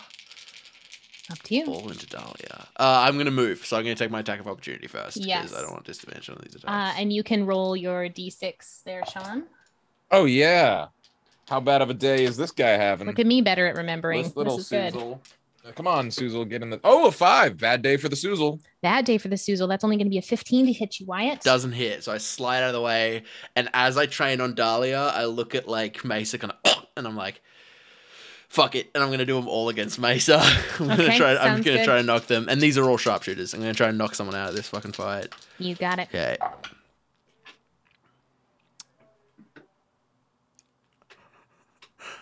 I rolled 2 8s, but sadly one of those 8s is on my Eldritch Cannon and not on my handgun. Oh, but bummer. Does a 15 hit? A 15 is their AC. Yes, okay, that is great. Correct. Which means that is a crit. Yes, because 8 that is my other crit damage. That's why I rolled 2 8s, and I was like 2 8s, and one of them isn't on the right gun. I just remembered Dahlia does take some of your wounding. That was on her turn. That is on her turn. Her turn just passed. So we already did that. You did. I did remind you, Great. and you did do Fantastic. that. Yeah. Fantastic. And then the other one is an 18 to hit. Yes, it's over 15, so that does. So all 3 hit. Yes. One of which is a crit. Yes, indeed. So let me figure Spagg, out. you are on deck while Wyatt rolls an obscene amount of damage. Well, how this plays out will determine what I want to do here. Yeah, so I've got the dice. I just need to figure out how much I'm adding. I don't think I add anything to my Eldritch Cannon from memory. I don't think so, if I remember correct. No, it just does 2d, and it forces them back 5 feet. So Mesa gets pushed back 5 feet, but it's this plus 32. Correct? Yes. Wonderful. All right. So many dice rolling. I just hear it. Yeah. Okay. Okay, that's not a great. That's a 1 and a 7. So okay on the d8s. So 8 points of force damage. Okay. Then. Just give it to me all up. Okay. 8. Unless 17. any of it is necrotic. Nope, none of this is necrotic. 23, 29, 34, 70 points of piercing and force damage as I just offload, boom, boom, boom, all 3 guns. Let me do some math here. Hold on just 1 sec here. Wow! Ooh-wee! Oh, actually, and as a part of my my piercer feat, I'm gonna re-roll. Is it any? You can re-roll 1 of the attack's damage. I'm gonna re-roll one of those. Okay. 1. So not plus 70? It is 69 right now, and I'm gonna add whatever damage because I rolled a 1 on one of my dice. And that's a 9, so it's 78 now. Jesus 78. Christ. Yeah. That is an obscene amount of damage. Okay. As you hear just the battering of shots ring out from Wyatt across the, or Wyatt has moved and it's just pew, pew, pew, pew. Mesa takes all of them, just hit after hit after hit, stumbling backward. And you see Mesa on their last legs. They are looking exceedingly rough. They are bleeding. They are almost down on one knee. And then I'm going to look at Dahlia and be like, your friend doesn't look too good there, son. That's unfortunate there. He was so surprised by how well he shot. I believe that he lost had a his stroke cool. as well. Everyone had a Well, I was Yeah, going to you say really, son, and you then I was really, like, oh, stepped into I'm going to shoot you some more. Amazing. Haas, it is there anything else you'd like to do, Wyatt? Yeah, Mesa got flattened into a plane. Fuck!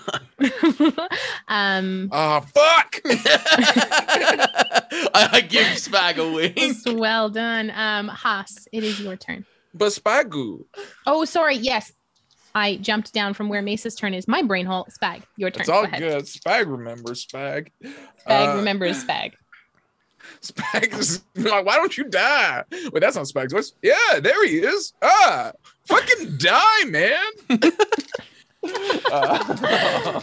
He's just gonna take 2 shots at Mesa. Amazing. A glorious battle cry. Just fucking die. That's 1 is gonna hit with a 15. That hits. Come on, Spagg. Come on, get it there. Get there. Get there, Spagg. 10 points of force damage. How do you do it? Yeah. Oh, team. Would you? Mesa bleeds human blood. Would you describe them as a humanoid, Em? I would, yes. Oh, my goodness. Wow. I'm going to tell you what happens. Please. I'm ready. My body's This ready. is one of the most fucking situational perks of any class, and I never get to do it. So fucking Spagg fucking lines up the 2 shots. Pew, pew, 1 shoots wide, ting, off the thing. The other one hits Mesa square in the solar plexus, fucking knocking them back, and just the wind gets knocked out of Mesa.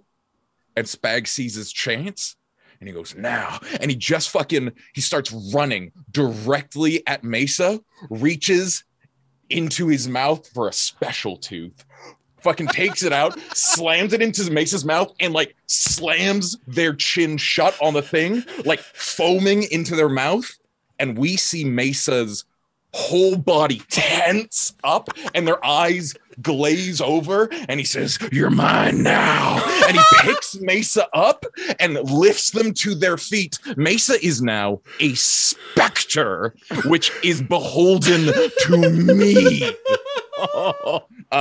This is the Holy fuck, that's good. Are you accursed undying? specter of the Hexblade's cursed thing, which is once per day when you kill a humanoid, not just a creature, a humanoid, they become a specter that's beholden to you.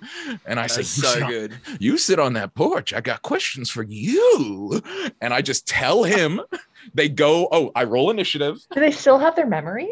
They have initiative, so we can keep that one if you'd like. Yeah. And I'm going to direct it to fucking get somewhere safe nearby and wait for me to talk to it. Wonderful. You see as Mesa, this form standing in front of you, Spagg, you've never done this before. Quite surprised that it worked yourself. The form that is Mesa holding on with some chemical like fortitude. That is the only way for sure. for a brief moment, suspended chemically under your control, looks at you and starts like moving as if they are going to start moving towards and follow your instructions. There you go. Get on out of here. I'm going to slap it on the butt. It has 16 health points for the record. How many? No, it has 26 health points, an armor class of 12. I've got all the Spectre stuff over here. Wonderful. And you hear this curdling cry come out of Dahlia, who is right up next to you. You are right up with her as well. I so you're in the fray. You're in the fray around Marv. There is like clustered around Marv, Dahlia, Wyatt, Spagg, Tam. Oh, I would be because I'm running and shooting, so you're running and shooting, so you're back. I'm right. Yeah, I'm right up on her. So there's the three of you right there around Dahlia. And Spagg looks at Dahlia and says, "A lot of conversions going on today, huh?" Reloading the fucking gun. Holy shit! Full deliverance. I love that. Shit. I love that. Wonderful. Thank you, Wyatt, for teeing that one up for me.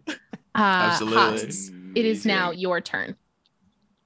Hass is a little bewildered because she just bit this woman's nose, and then you're probably Dahlia suddenly disappeared. You're 30 feet away. You're from the taste of her is still in my mouth. Oh, such a sentence. Relatable. Here for it. Here you double down. That's what we do here. We double down. I'm so here for it. Yeah. So you're 30 feet away from this fray going on around Dahlia. What would you like to do? Okay, I'm gonna run over and try to get between feeble Spagg and Dahlia. Okay, I'll have you make. Oh, actually, between Slender Marv. Okay, so Marv, that makes more sense. Feeble. Marv is like So Marv is on one side. You have Dahlia behind, Tam behind. That. So they're both essentially flanking Dahlia at this point. So you do have advantage on an attack. Just to go in if you hit her. If you try and put your self between, I'm going to have you make an athletics check to see if that's fair. You can like get. Okay. I don't know if you can move Marv because Marv can't necessarily give you consent because it's not Marv's turn yet. So I would say you probably can't. Exact opposite side of Marv. Tam is on the exact opposite side of Marv at this point. So you can take one of the other points around. There's usually 4 spaces around a person, but yes, you can take. Yes, I'll take one other. Complete the pushing circle. It's Spagg, Marv, Tam, Hass. I just picture Spagg as this like charming but feeble professor, but I will not protect Spagg today or Marv. I'll go to the other open side and attack Dahlia. Go ahead. He's feeble like Keith Richards is feeble. You're like, not a lot going on there, but you could probably survive a nuke. Oh, that's such a funny fucking comparison. I love it. You can go ahead. You can roll to hit. 15 is the number to beat. I'm going to use my beautiful axe. Does she count as a Shoth entity? She is far-touched, yes. Okay, sorry.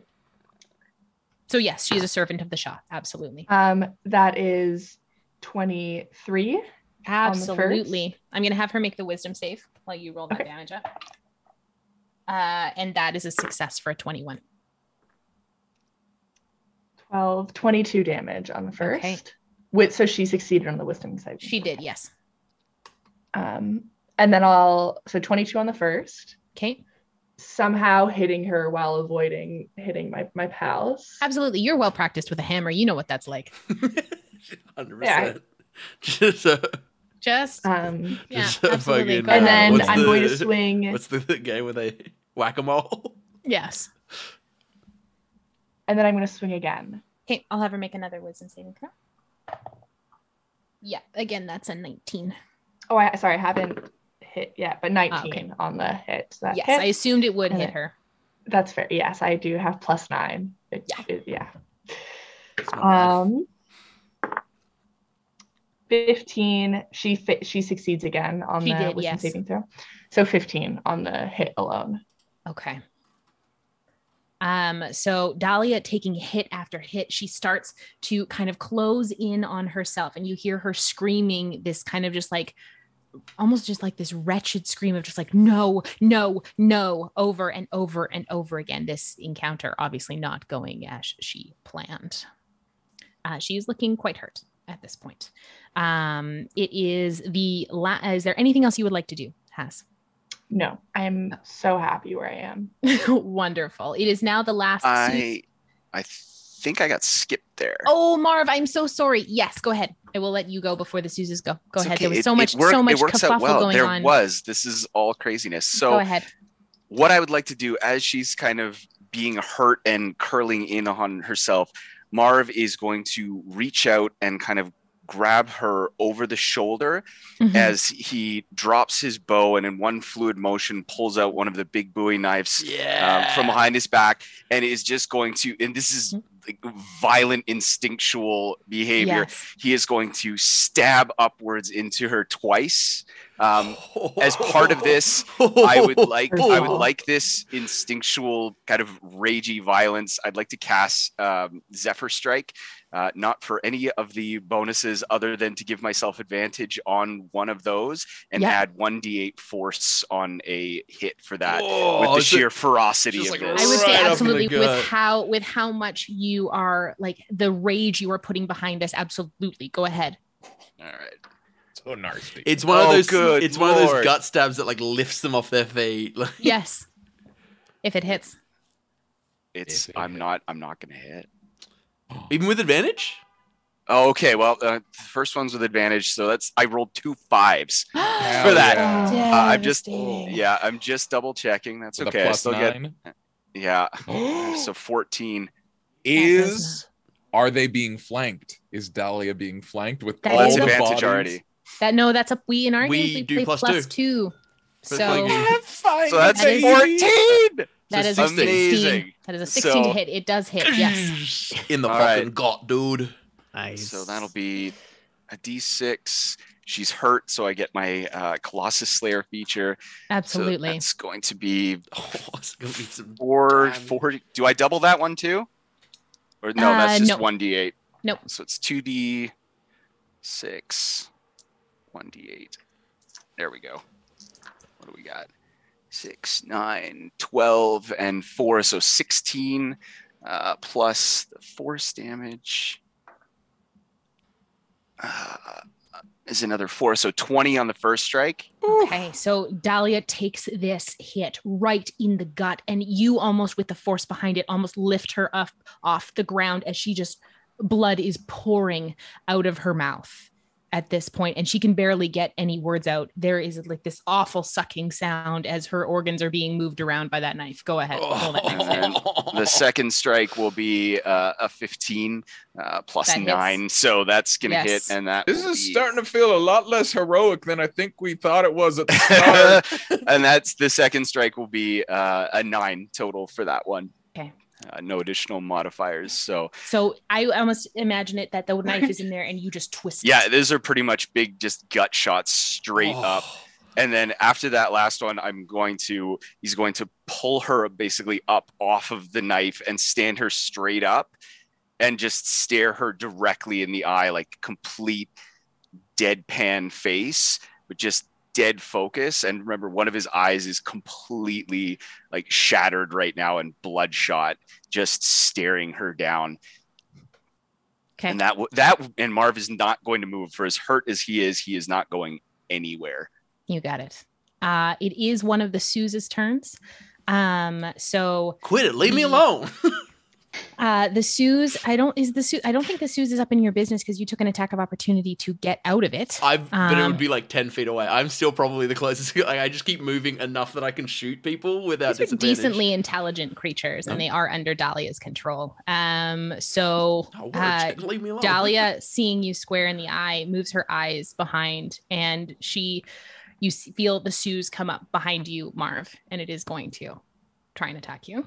Susan's having a pretty all right day because it's just a -1 to whatever. Yeah, it's a pretty all right day. Okay. Pretty all right day. That Pretty is all right day for caught. the Suze.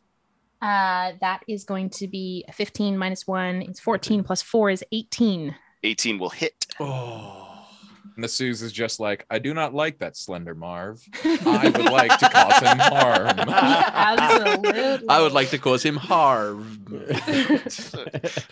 No one is talking well today. That is going to be that's 2d6. That is going to be 10 points of bludgeoning damage, and that is going to be 4 points of acid damage. As this creature slams down on Marv, I'm assuming from behind because I think I'm flanked on everywhere else. You'll also, see. Thanks for the raid, Leno. Happy to have you here, my dear. Go ahead. The hand, his left hand that he had on Dahlia's shoulder, you see it give way, almost looking like it had been dislocated with the force of that. It's kind of hanging limp. Marv is in very poor shape. Are you still holding on to her? No, because that would have just been for flavor anyways. So this slam attack, we'll say it hit in the shoulder, basically dislocating it. His arm kind of, falls limp and goes off first. Still got a very bloody knife in his hand, but it is now Dahlia's turn. Ruh-roh! Dahlia looks up at you, Marv, and she spits blood in your face. She just spits a mouthful of blood, and you feel a little bit of the acid commingling with whatever her body is doing at the moment. And she's going to do it. I'm going to need you to make a Constitution saving throw, please. That is going to be a 14. That is not enough. Oh, could be so. So you feel the bad. blight pulls into you once. Oh yeah. Oh, she's blinding you. That's gonna Oh, that could be That's 8d8. That's a lot of what's damage. What's your max health? I want to roll the damage first, and then I'll tell you what my current max. What's your max HP? health? What's your max health? 76. Okay. I don't think you're at risk of insta death, but that is going to be 51 points of necrotic damage. I rolled it on a dice roll. Okay, so Marv currently has 13 hit points. So this is very significant. He's going to cough blood basically in return, but involuntarily. It splatters across her face because he's right here. And he's going to just fall dead forward. Just his body is going to go limp and probably bounce off her and off a couple of companions, leaving a trail of blood coming from his body and fall to the ground. Marv is out. What was your max health? 76 is my max. He's fine. So wait, you have to take your health. Your full health. I thought if it was half your max. You have to go to negative. I would have had to take like 76, 89 damage, but because you did take negative exactly half your health. So my fucking home. That might be a Pathfinder or like Pathfinder, 4th edition, baby. Yeah. Tam, it is your turn. How hurt is Dahlia looking? She looks pretty fucking hurt. She is bleeding from, there's 2 giant stab wounds in her gut. There is blood all over her face. She looks almost feral at this point. Her skin's still glowing that blue-green glow. No, I don't have to be the one to do it. I would like to move around over to Marv. Yeah. As I reach into my coat, my kind of burned up coat. Mm-hmm. And I would like to pull out some healing salve. Wonderful. And with my medical knowledge, I would like to begin to patch up Slender Marv on the ground and cast Cure Wounds I feel like in this day and age, that's just opium. You're just like absolutely smelling Opium salts. and cocaine. Absolutely. Just smelling salts. Opium, cocaine, and smelling salts. Yeah, I'm gonna just have you roll me a medicine check. A fellow man of medicine. You can have it at advantage, please. Just like none of his wounds are fixed at all. He just wakes up and he's like, I can go all day. Great. That is that's I have +8, so that's a 17. That is enough. You do manage to bring Bless the Lord. Slender Marv back up to 1 hit point. Oh, I was gonna cast Cure Wounds. Oh, Cure Wounds. Yes, go ahead. Yeah, it was a Cure Wounds. All right, so I'm gonna cast it at 3rd level. Wonderful. 3. It's gonna roll all once. That's it. Ooh, well, there was a 1, a 2, and a 4. So 7 + 4 is 11. And I would kind of tap him on the cheek and go, oh, the Lord has other plans for you. Wonderful. And Marv, you are like prone or supine. You are down on the ground, and you are up. You are awake at this point. And that's all I can do. Sounds good. Oh, that's all I can do. Did you want to move at all? You are right behind Dahlia. I'm going to stand. Well, he would have had to move around to get to me. Yeah, that is true. Yes, because we're on opposite sides. That's true. So we've got Dahlia here, Hass is here, Spagg is over here. I'm now kind of over top of him. Yeah, you've moved behind Marv. I will say that you guys are over here on this side. Okay, great. We are back to the top. Wyatt. Now that I'm no longer getting chased by the ooze, I skid to a stop and I eldritch cannon in one hand. I brace my gun and I take a deep and I take a shot at Dahlia. That is a sharpshooter, obviously, so -5. Obviously. 18 and a 22 to hit. Both of those hit. 40. All right. Is that only when I do a critical? Wait one sec. I just want to check what piercer. Reroll damage. When you hit with a damage that does piercing damage, you can reroll one of the damage die. All right, I'm going to take a chance. Oh, that's just for always? Just anytime I hit, yeah. Fuck yeah. I'm going to take a chance on this 5. It's a D10. I like to risk it. Damn, it's a 4. You did not get the biscuit. What you got for me? 12 plus 32 is 44 points of damage. How do you finish her off? Just one bullet straight, temple to temple behind her eyes. Just. There is a moment the bullet passes through and she hangs there for a moment, her head kind of swaying, and you see her look down. Her eyes lock directly on yours, Marv. And you hear inside your brain as she falls to the ground, you just have to let go. As she falls to the ground, dead. There is still one Suze, but I am assuming bonus action my my eldritch cannon. You don't have to roll damage for that. It splooshes outward, and the street is quiet for a moment. Your specter slowly begins the march over to the closest porch. Sitting, the specter of Mesa sits calmly. Go ahead. Before we do that, I would like to get down on my knees next to Marv, and I would look at him and I'd go, are you ready to accept Christ into your heart? I saw the way she looked at you.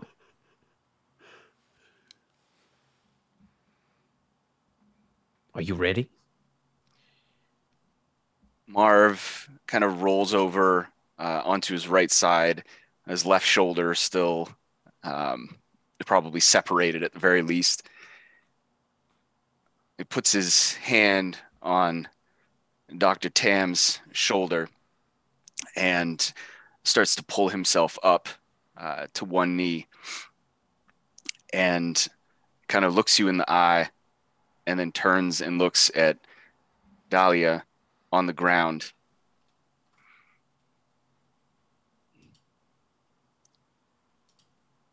I have another conversation to finish first, Reverend. When you are ready, I will push that demon out of your head. And as you're saying that, he kind of lets go of your shoulder and he's going to, I'm assuming Dahlia is like right there. He's going to grab her by, the front of her blouse or shirt or whatever she's got on there and kind of pull her up, looking into those deadened eyes that had locked on. He's going to spit blood on her and drop her unceremoniously back to the dirt and stand up very wobbly. He staggers as he stands, but he pulls himself to the fullest of his height.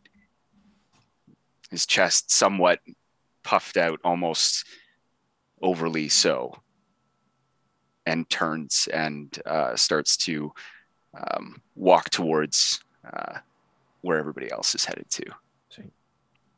As you walk over to where Mesa is seated on the patio, you hear a door open. The house just across the way. You hear the footsteps of someone walking out onto one of the porches. And as you turn around, you see Richard Bainbridge, the father of Allison Bainbridge, the girl you rescued from the mines not 3 days ago. I'll have everyone make me a perception check or an insight check, your choice. Oh. Whatever you choose, player's fancy. I'm definitely going to do perception. 17 for perception for Wyatt. Perception, Kate. 11. 9 for Tam. 15. Oh, wait, I chose has perception or insight? Perception. Okay. I rolled a perception check and I chose to roll it at disadvantage given the state that I'm in, both mentally and physically. I rolled a 3 and a 4, so that'll be a 13 still. Wonderful. Wyatt and Hass, I would say the type of people you are, you will notice two different things about Richard Bainbridge. He walks out onto the porch, and Hass, you notice the look set on his face. He looks... Resolve is set into his mouth, but it is his eyes that give away the panic, the fear, the anger, the nervousness. The mouth set strongly, though. Wyatt, you notice the way he walks, the sound of the way he walks seems different, stilted. And as you look down, you see a tentacle wrapped around his ankle. They came back for her, and they want to talk to you. Ah, hell. Just give them what they want, and maybe they'll leave. Please, I just got my girl back. Please, they haven't told me what they want. They let Jillian and the children leave. They don't want them. They just want her. They're inside. Please. And that's where we'll take our break. Oh. Boy. Ooh-wee. All right, don't go anywhere, folks. Don't go anywhere. We will be back in a tight 10-ish. We'll be back. Grab yourself some non-ooze related snacks, and we will see you soon. Or ooze if you're excited about it. That's Ooze if okay. you're on them. Pudding. On their No team. pudding. All right, see you See you soon. soon. Bye. Bye. Bye.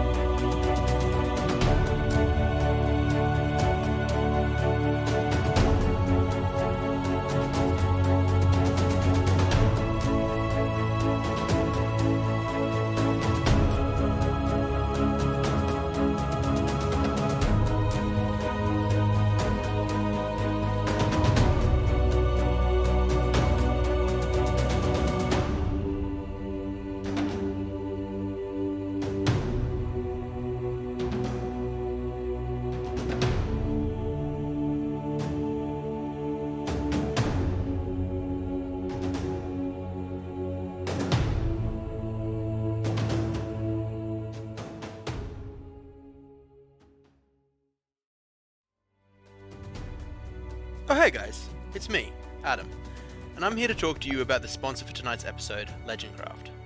Legendcraft is a Canadian woodworking company that makes D&D and tabletop gaming tables and accessories.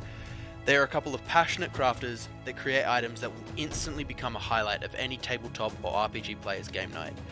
An absolute favourite of mine is the Mountain King board gaming table. This table is bonkers cool, looking like it is straight out of a Dwarven King's Hall. It's really unlike anything I've ever seen. We feel really good about endorsing this Canadian business that brings so much passion into something we care so deeply about. So head over to their Instagram at legendcraft.ca to have a look at what they're making and let them know that Blackwater sent you. And if any of you fall in love with any of their amazing products, you can go to their website and use the promo code Blackwater for 5% off. It supports a Canadian business and also helps support our stream in this crazy D&D game we love. Thanks, and enjoy the rest of the show.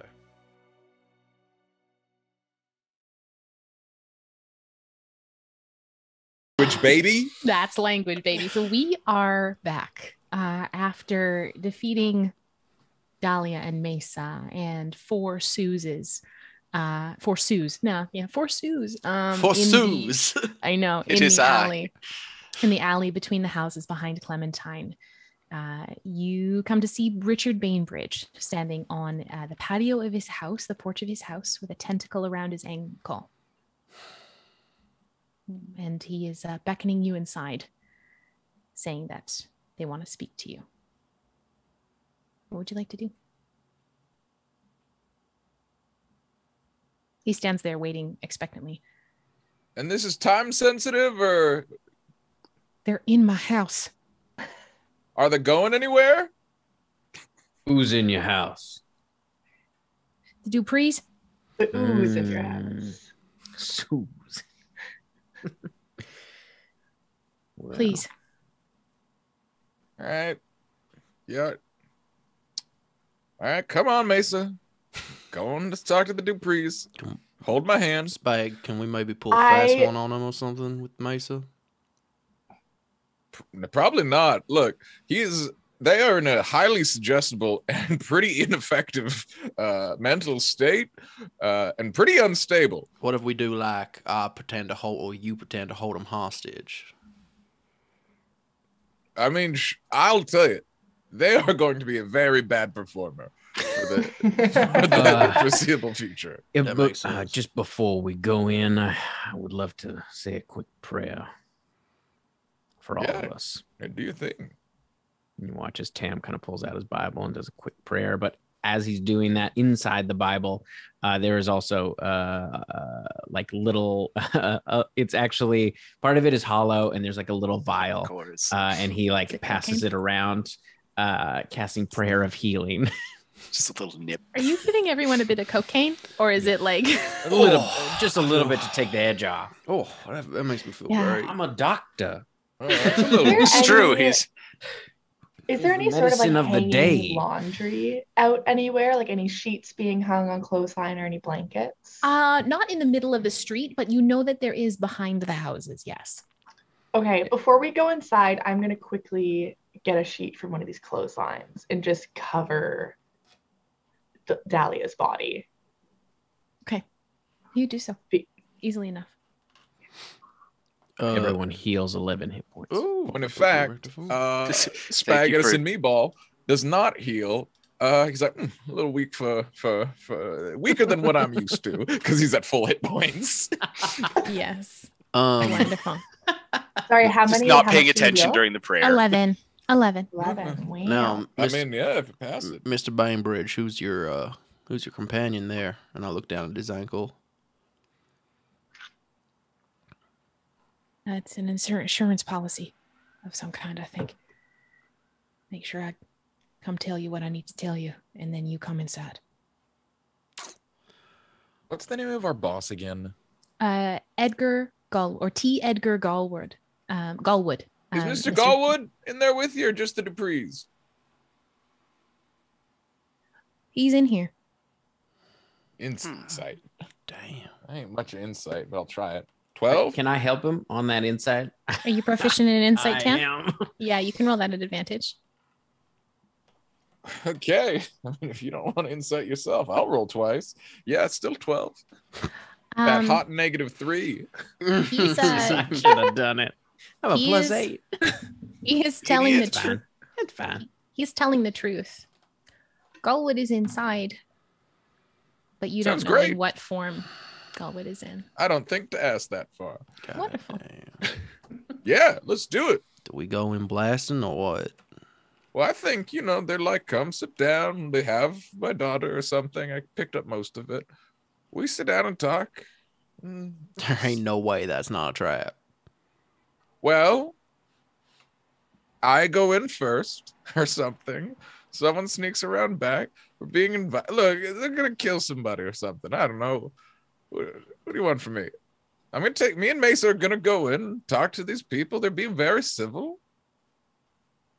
This is probably one big misunderstanding. Hey, so what do you think? I think we should take some time and ask Mesa some questions before we go in.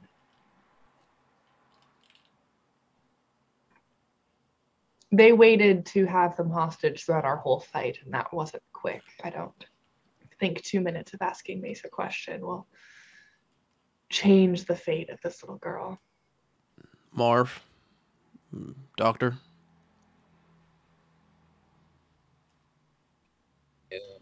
I can go in if you like, if it would prevent any harm coming to the child while you question Mesa. They've been here almost all day waiting for you. Well, then I suppose they likely could wait a little longer. I'll wait out here. It's probably for the best. Take you in. All right, Mesa.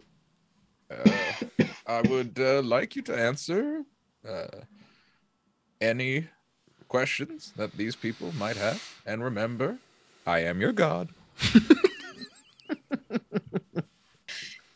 Mesa's eyes kind of lull about as they settle on yours.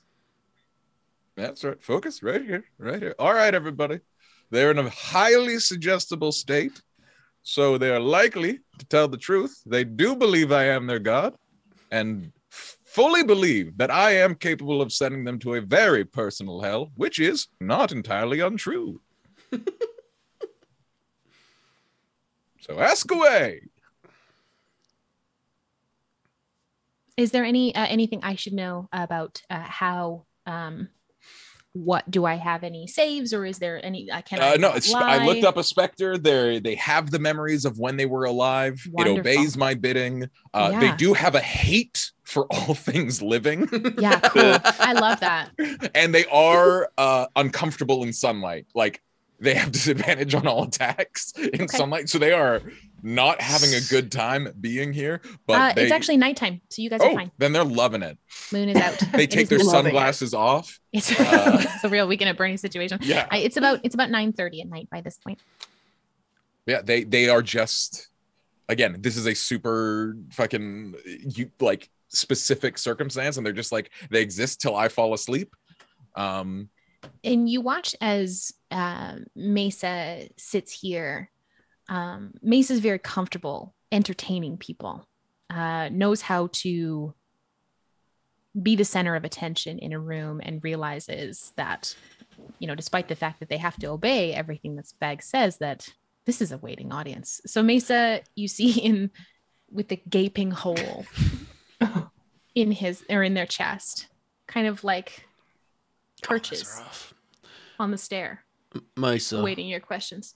Mesa, did you, Dahlia, and the Dupree boys, did you discuss anything before you met with us out here in the streets? No. Dahlia did this of her own volition. We were supposed to leave and meet up with them after, but Dahlia had plans of her own. Would your death and Dahlia's death rattle the Dupree boys at all? Probably not. Also, thank you, Brianna Kane, for the raid. Thank you so much, friend. Hello. Welcome in, folks. Hey, Mesa. God Yeah. speaking. How'd you summon those sloozies? That was pretty fucking wild, huh? The words that the Duprees taught us in the rock. What words? You hear them start to speak. It is in a language that you don't understand. And if you were to replicate it, try to replicate it, it might be hard for your mouth to work around those sounds. Like there's too many bones in my mouth? There is too many bones in your mouth to make those sounds. It is not a language you've heard or anything of the sort. And they say an invocation. Are any of you carrying pieces of lunarium with you?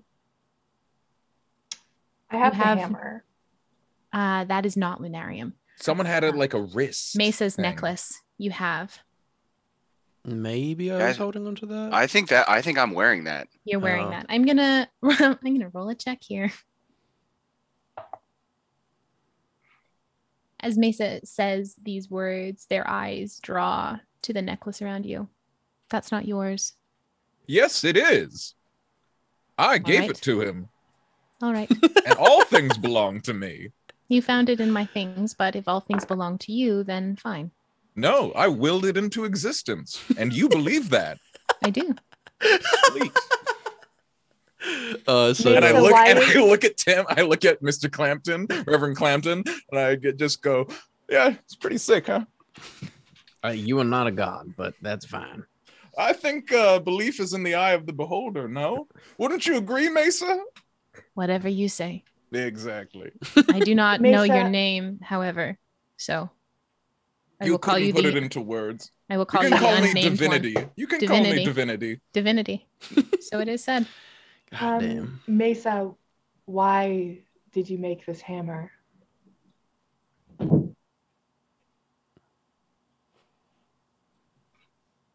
You watch their face contort and scrunch a bit, as if the memory that you're touching on is painful for them. It started slowly.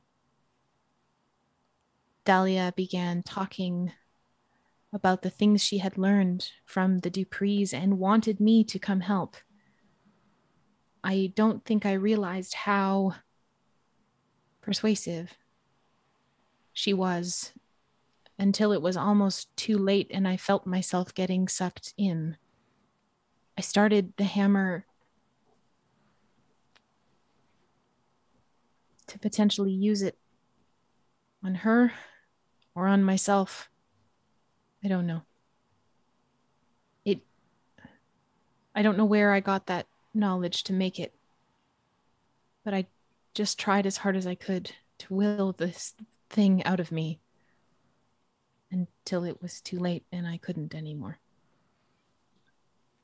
Do you know how to defeat the Shoth? You cannot defeat the Shoth. They are not here for your hammer to touch, your bullets to hit. They are from far beyond. The beings that you see, you can hit those. But you cannot take on the Shoth. What about the Dupree boys? How can we beat them? I don't know. They started as those creatures. You fought with us, the Sioux. And they lived and survived a very long time until they became what they are. Oth. And if they continue to live, they will become Droth and then Avatar of the Shoth, if they are blessed to live long enough. Spagg. Yeah? I have a thought, and it might not be a good one because you said Mesa in their state won't be much of a performer, but maybe we can send Mesa in as if they've escaped a harrowing battle, which give them hole in their chest they have. They offer to hold on to the girl so that the pre-boys can have their hands free. And then when the time is right, they get the girl out. I'll tell you, you don't want to depend on Mesa for anything at this point. Any sort of all fine motor functions is going to rapidly fall apart. See, I'm just trying to figure out a way to get this girl out of this situation. It's the second time she found herself in danger.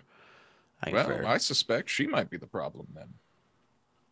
That seems, well, all right. Well, I'm just saying, she was down in that goo for a while. We don't know what's on the other end of that tentacle.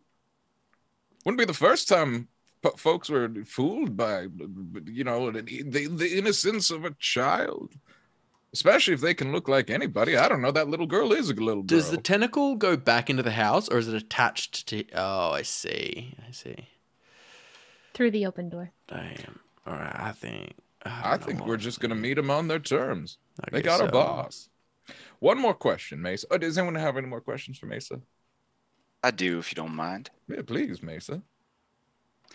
And Marv's going to kind of walk up and get down into kind of a comfortable squat. Kind of look at Mesa and go, now, I understand hunting. It's what I do. I find things. I end things. I've even been hunted myself. I look for things. They look for me. It's a bit of a game. But you, and he's just going to like point over towards Dahlia and her. You are pursuing me and I don't understand why. And it doesn't sit right. So I need you to tell me what this plan for me was. We were told to get you closer to acceptance. And you, he looks to you, or they look to you, Spagg. You have heard it. You've seen it.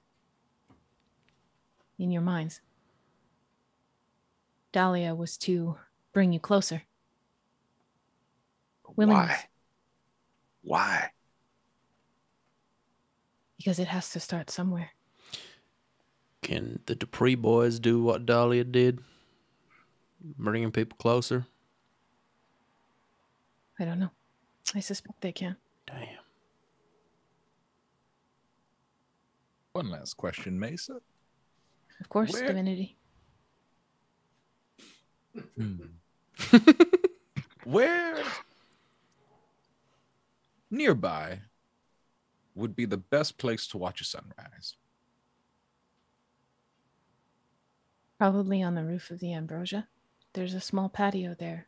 You can see a beautiful sunrise. To go to the roof of the Ambrosia and just... I want you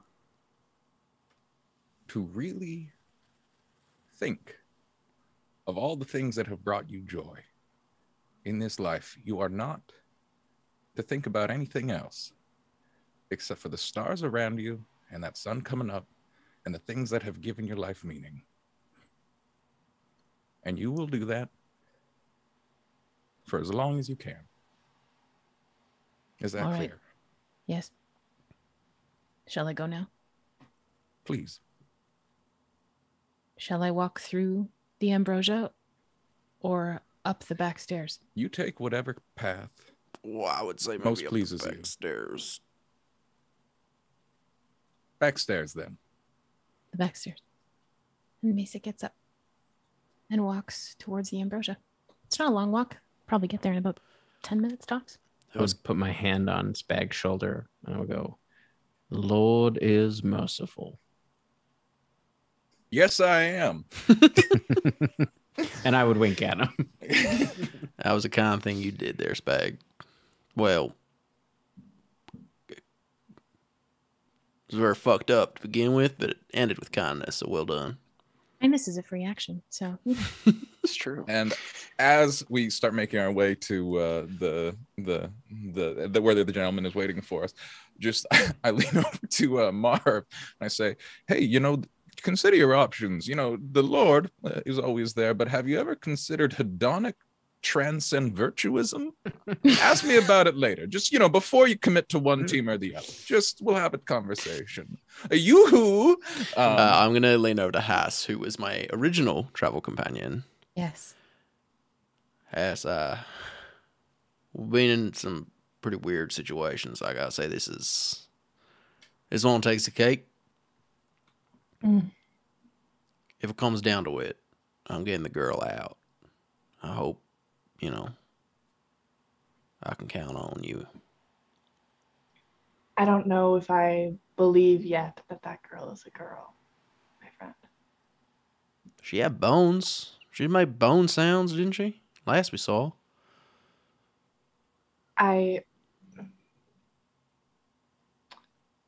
Whatever it is can be more human than some humans Yeah, I've met wrong. before.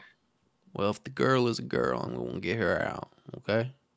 I just want you to know that's where I'm at right now. If the girl is a girl, she's lucky to have you on her side. So. Well, fuck, let's do this. Walk up towards the door. Yeah, Marv's going to go and collect the things that he dropped when he fell unconscious. Absolutely. and turn around, particularly his knife. Okay. So you collect your things, you collect yourselves, and you walk up the porch. Richard stands there waiting, and he looks at you. The door is open. The light is dark. Inside, there's one or two lanterns. You can see the shadows cast. There are 3 people sitting at the dining room table. His resolve is more set in his mouth. He seems calmed by your presence. Thank you for being here. For me and my girl. He leads you inside. He's just before we go inside, is he the one who bought all the dynamite, right? He did. I would like to ask him, Richard, Yes. where is the dynamite? What dynamite? I'd like to make an insight check. Go for it. My hand is on my gun the entire time. That's a 16. Can everyone take their headphones out except for Tim, please? Absolutals.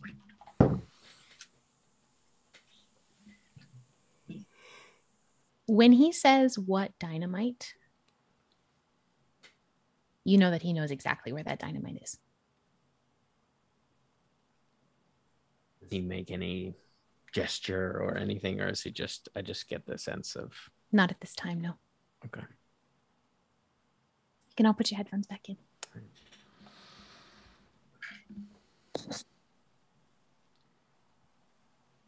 All right.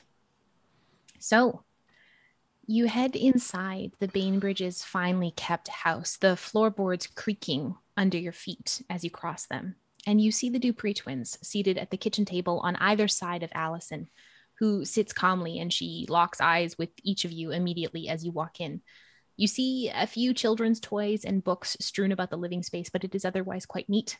The kettle is whistling absently, and as you walk in, Jetson, not looking at Richard, just gestures him to go get it. Richard moves, and you can see the tentacle retract and move with him, emanating from the bottom of Calloway's pant leg.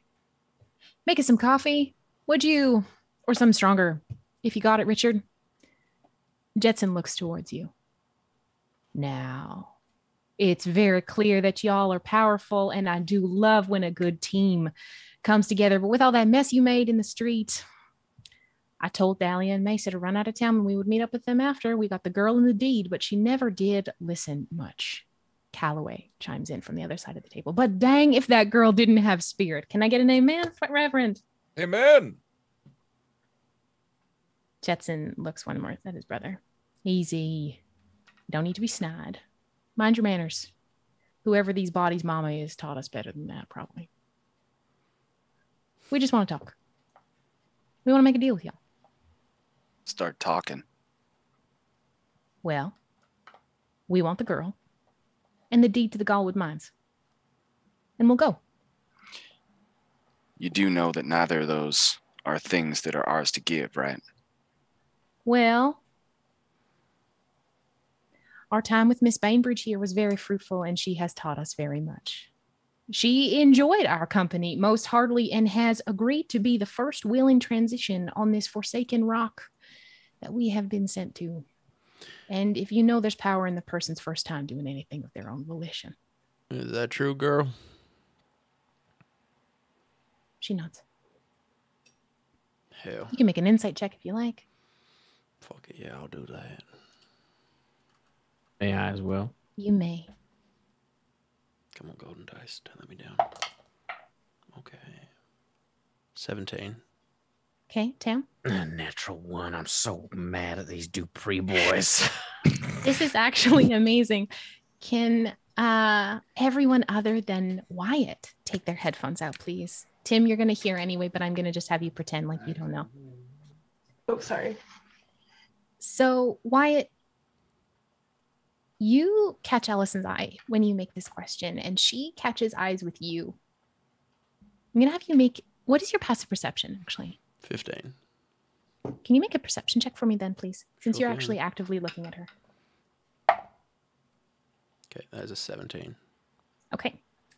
So she makes eye contact with you very, very briefly. Her eyes gesture to the closed bedroom door on the wall to her left. It's behind the Duprees' field of vision.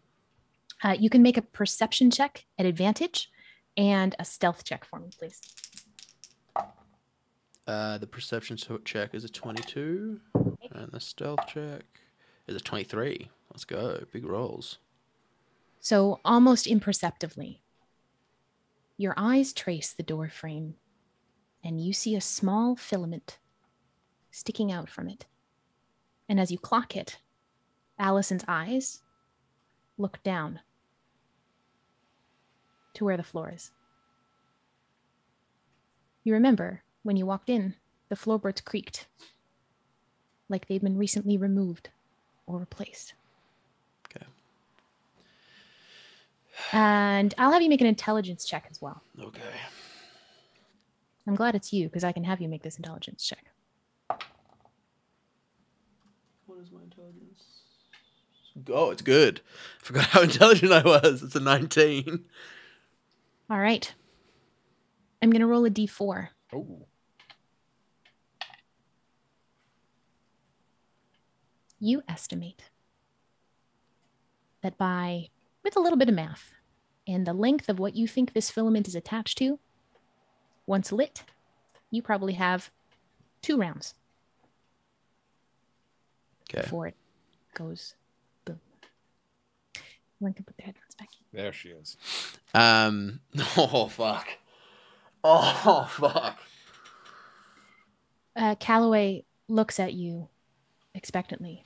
Or Jetson, sorry. I expect you have questions. No, it's wild. And I look at Allison. It's wild that, like, when we first met, you were just out trying to play hide and seek. And you're willing to join them. I truly wish if only you were back playing hide and seek once more. I am grown enough to make my own decisions, Mr. Cassidy. You know, when I was a kid, it reminds me when I was a kid, my friends and I, to make it harder, because most people count like 30 or 50, but we count to 12, make it a little harder to hide.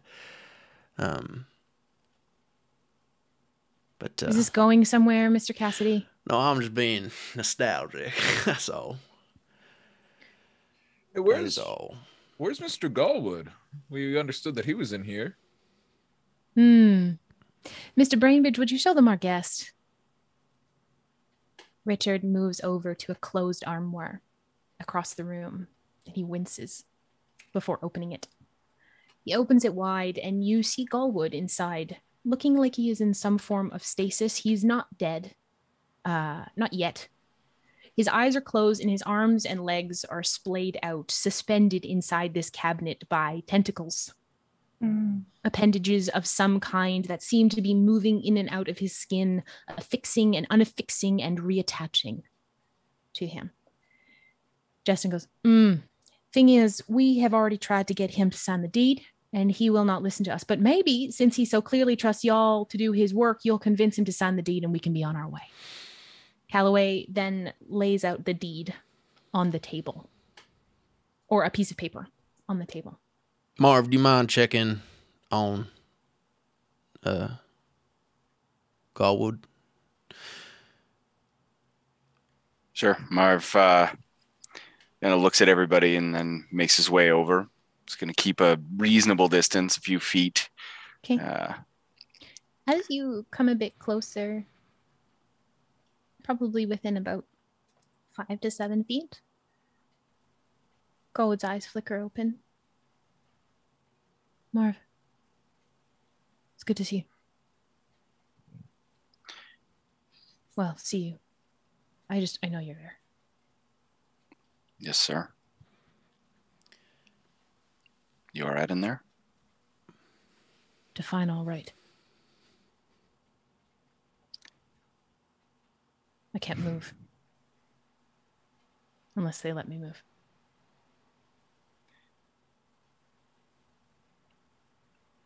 Can you come out of this okay? Or do you need me to help you along? I can't move out of here. Unless they let me. He's not going to be able to sign anything if he's all tangled up like that. He might as well.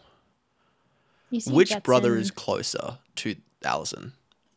They're both sat basically equidistant on either side of her. Yeah. You see Jetson move his hands a little bit, and Galwood's arms start kind of puppeting around in some strange macabre fashion before he just drops them. You two are clearly no longer men of the law. Why do you care about getting his legitimate signature?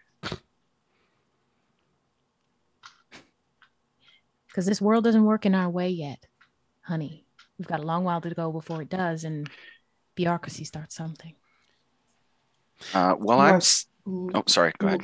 You are literally puppeting him. What's the difference between getting his signature because you've threatened him versus just moving his hand for your purposes? I don't understand where you draw this line.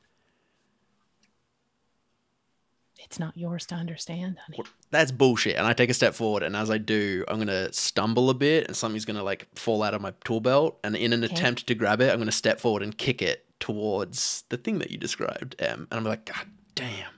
But can I make a sleight of hand check to try to make it look like...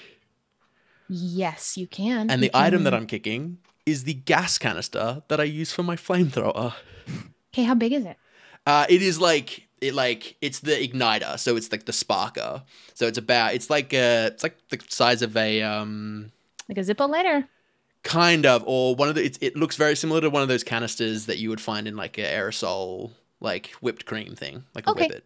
Yep. Okay. You're doing whippets? It's just Spagg's in.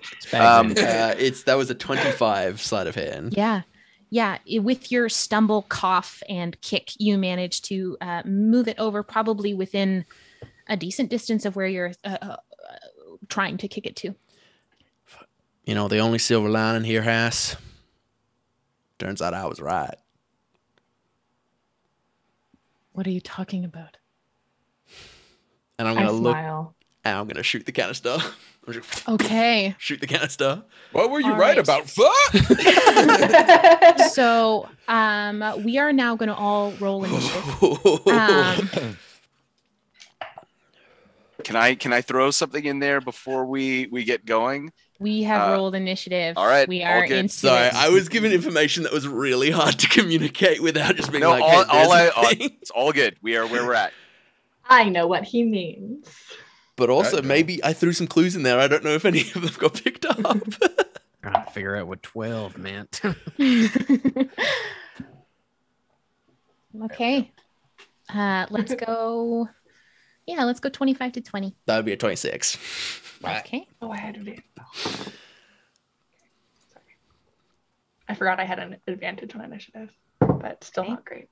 Go ahead. Let's. So that's 15 or 15 to 20.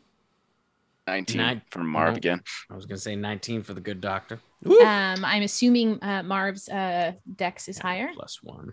Yeah, I'm +4, so. 15. Okay. Wonderful. One sec here. Haas is 15. I'm going to roll for Allison. Okay. And I'm going to have to roll. And I'm going to roll for her father. That makes sense. And sorry, what was Haas? You were 15? And Spagg, what are we at? So Spagg, fully believing that we could talk our way through this, has just pulled up a chair at the table. Yeah. And is completely taken off. Because that sleight of hand, what a clumsy boy. What a clumsy boy. Spagg rolled a natural 1 for a 4 on initiative and is taken completely unawares. Hand not near any guns, just like really trying to communicate with these gentlemen. Okay. So, Wyatt, it makes sense that you are off the top of the round. Your turn is going to be firing your one shot. Shot at the canister. Yes. Eldritch cannon at Calloway.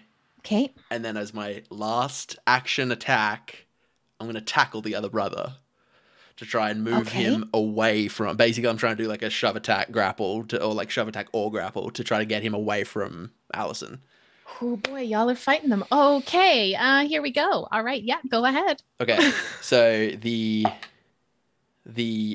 canister shot is I'm not gonna sharpshooter that because it's silly. It's That's fine. 23 to hit. Yes. So, firstly, with this shot, you see just a very small, just in the corner, and you all start hearing a sizzling noise.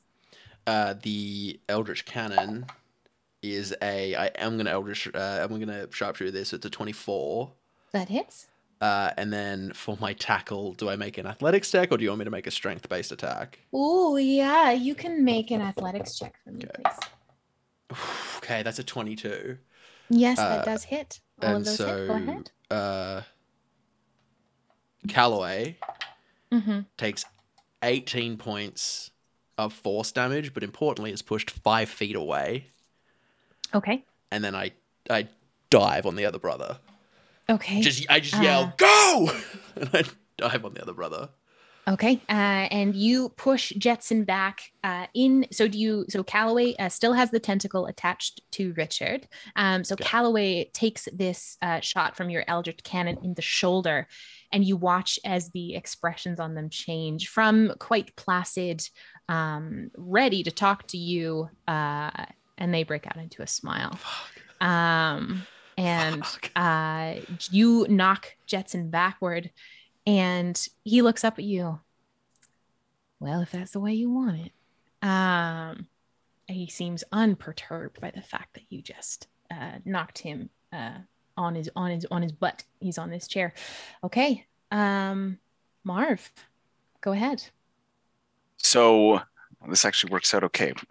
What I wanted to do prior to all hell breaking loose, or starting to anyways, was with my passive perception of 20, hopefully seeing if I can follow the tentacles that are holding Mr. Galwood, if they're going anywhere or if they are contained. That was what I wanted to try and eyeball. Yeah, they seem to be attached to the back. They seem to be moving through the back of the cabinet. Okay, so in which case I would like to look at Mr. Galwood and say, I'm sorry if this causes you any discomfort. And I'm going to slam the doors shut.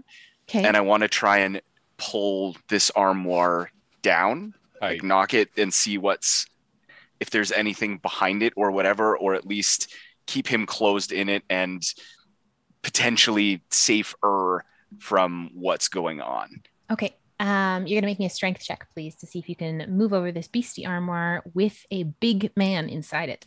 Well, he's actually a standard sized man, bigger in personality. Oof.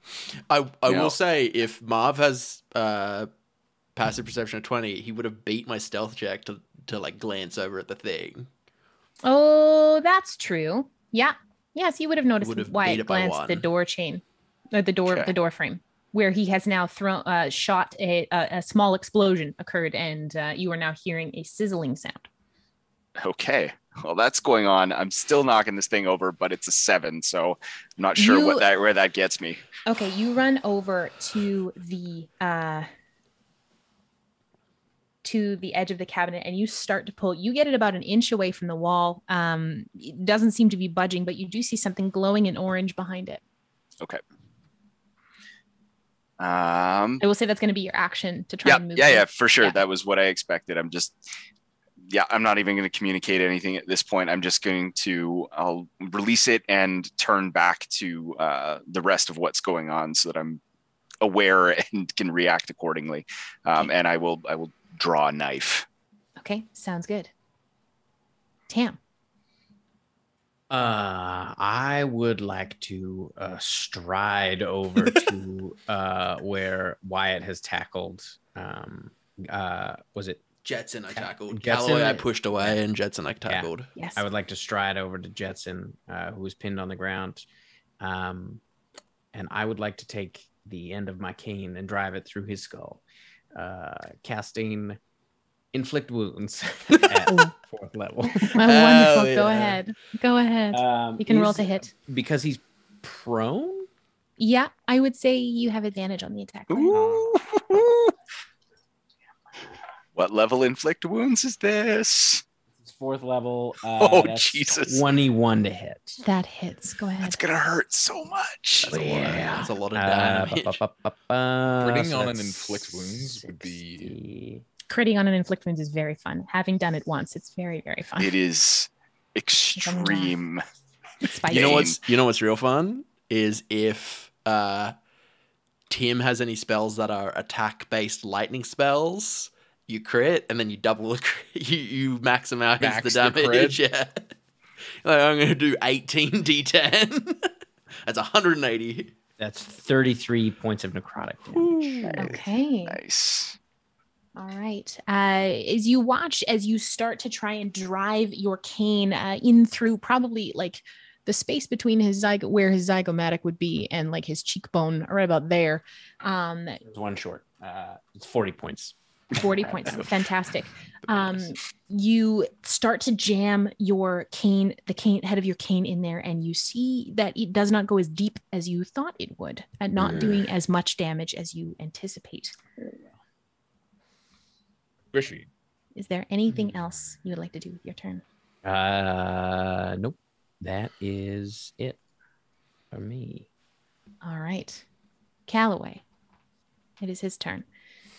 So as Calloway is pushed backward, you watch as the arm that he had holding what was a cigarette at that point just whips out into a whip-like tentacle as his true form seems to slough off of the clothes. He is I would say, the entity is now about a 6.5 to 7 foot creature with a orange glow in the center of its mass.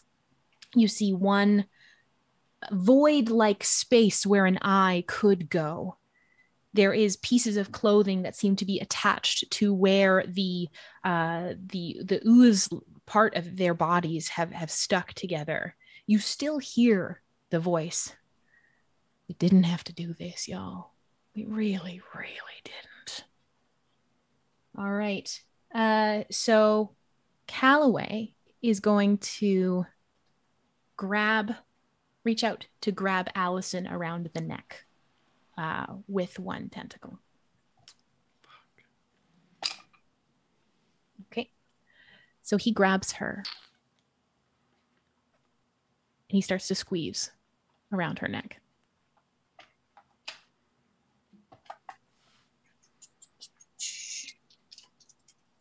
No, that's the wrong type of dice for that. Okay.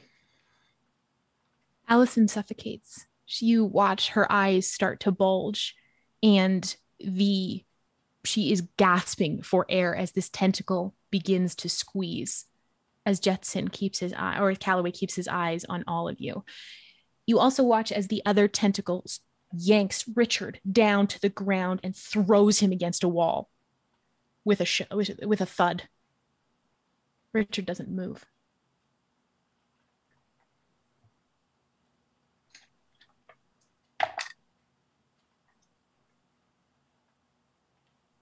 Calloway then stands up.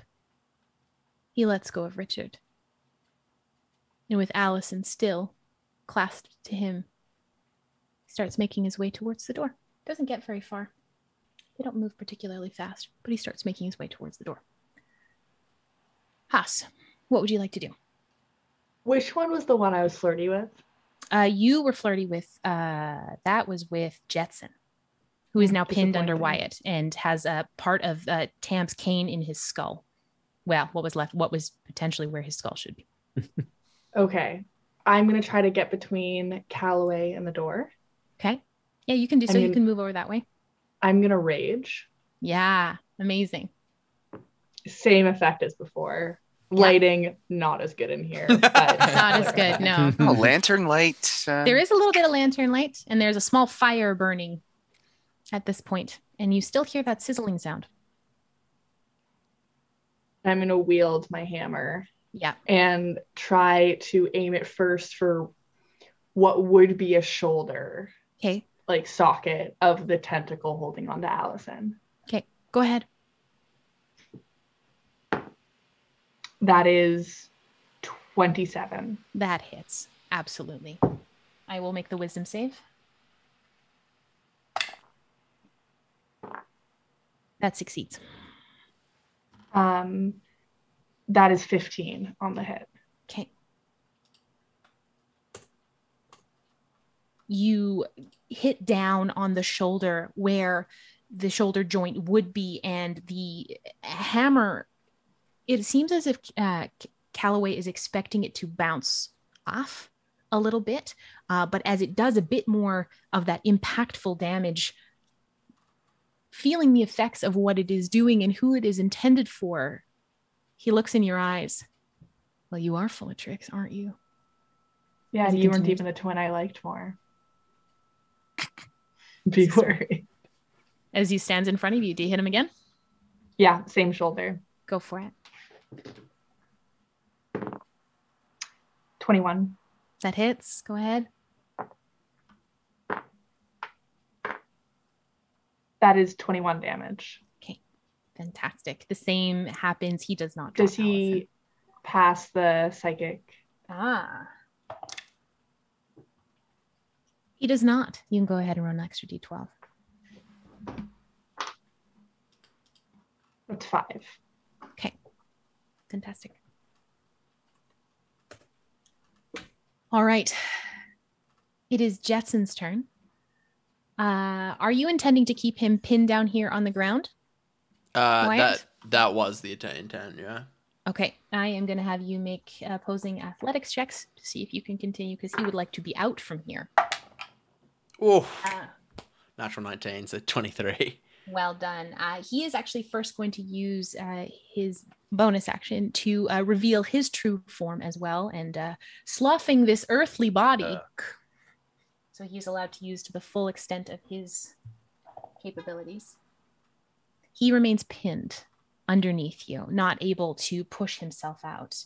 But he is still going to use the tentacles that he has. He is going to reach up, and he's going to basically essentially whip you with the tentacles that he has available, which are all 4 of them at the moment. All right. That is going to be a 17 to hit. That would hit, but as he whips up in the tussle, rather than like trying to flinch away from it, I headbutt him in the mouth, like halfway through the transformation, casting shield. Yeah, I just like move down in a weird way. That's not a Wyatt move. That's just an Adam move. That's every character I play. I will headbutt someone. That's going to be a 24. 24 does hit. Okay.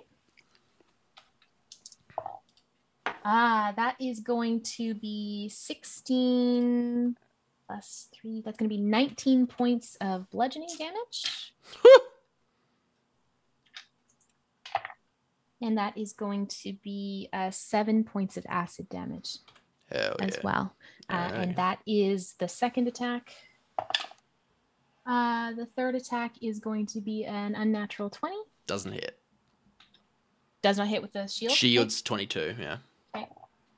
And that is just going to be a 22. That just hits. With a 16. Yeah.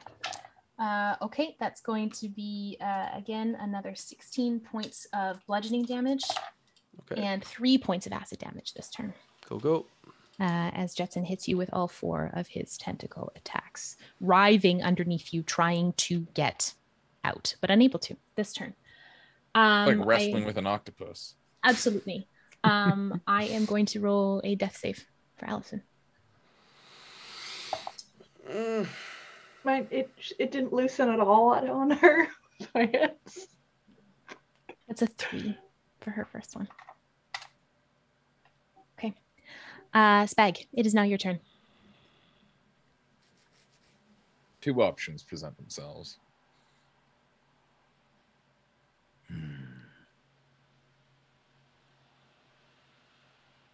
Yeah, no, that does make sense. This is what's the name of the one with the little girl? Calloway. Calloway is trying to leave with Allison in tow, and Jetson is pinned under Wyatt and Tam. Okay. Yeah, all right. Spagg fucking gets up from the table and says, Calloway, more like Calloway too fucking weak to stop me. And I will insult him. Yeah, okay. Casting Hex. Okay. Which is a first level spell, which it does a little extra damage when you hit them, but importantly, they get disadvantage on ability checks of a chosen ability. I'm choosing Strength. Wonderful. And I am going to, with my Keith Richard wiry frame, I'm going to wrench that little girl from his weak, disabled tentacles. Okay. All right. So I would like to engage with him in fucking ability check competition of Strength for the girl. Absolutely. You can roll me an ability check then. Hexblade warlocks, notoriously known for their strength. Hey, fucking, I tell you, I did play a caster with a +2 in strength. I'm going to take a crack. I got to save this little girl. Also, that means I drop all the brain help that I was giving everybody. Okay, so you drop Intellect Fortress. Mm-hmm. Oh, it's athletics. I have trained. You have trained. The body is a temple! It certainly is for Spagg. 20 raw. No, not raw, cooked. That's an al dente dirty 20. I love that. You manage to,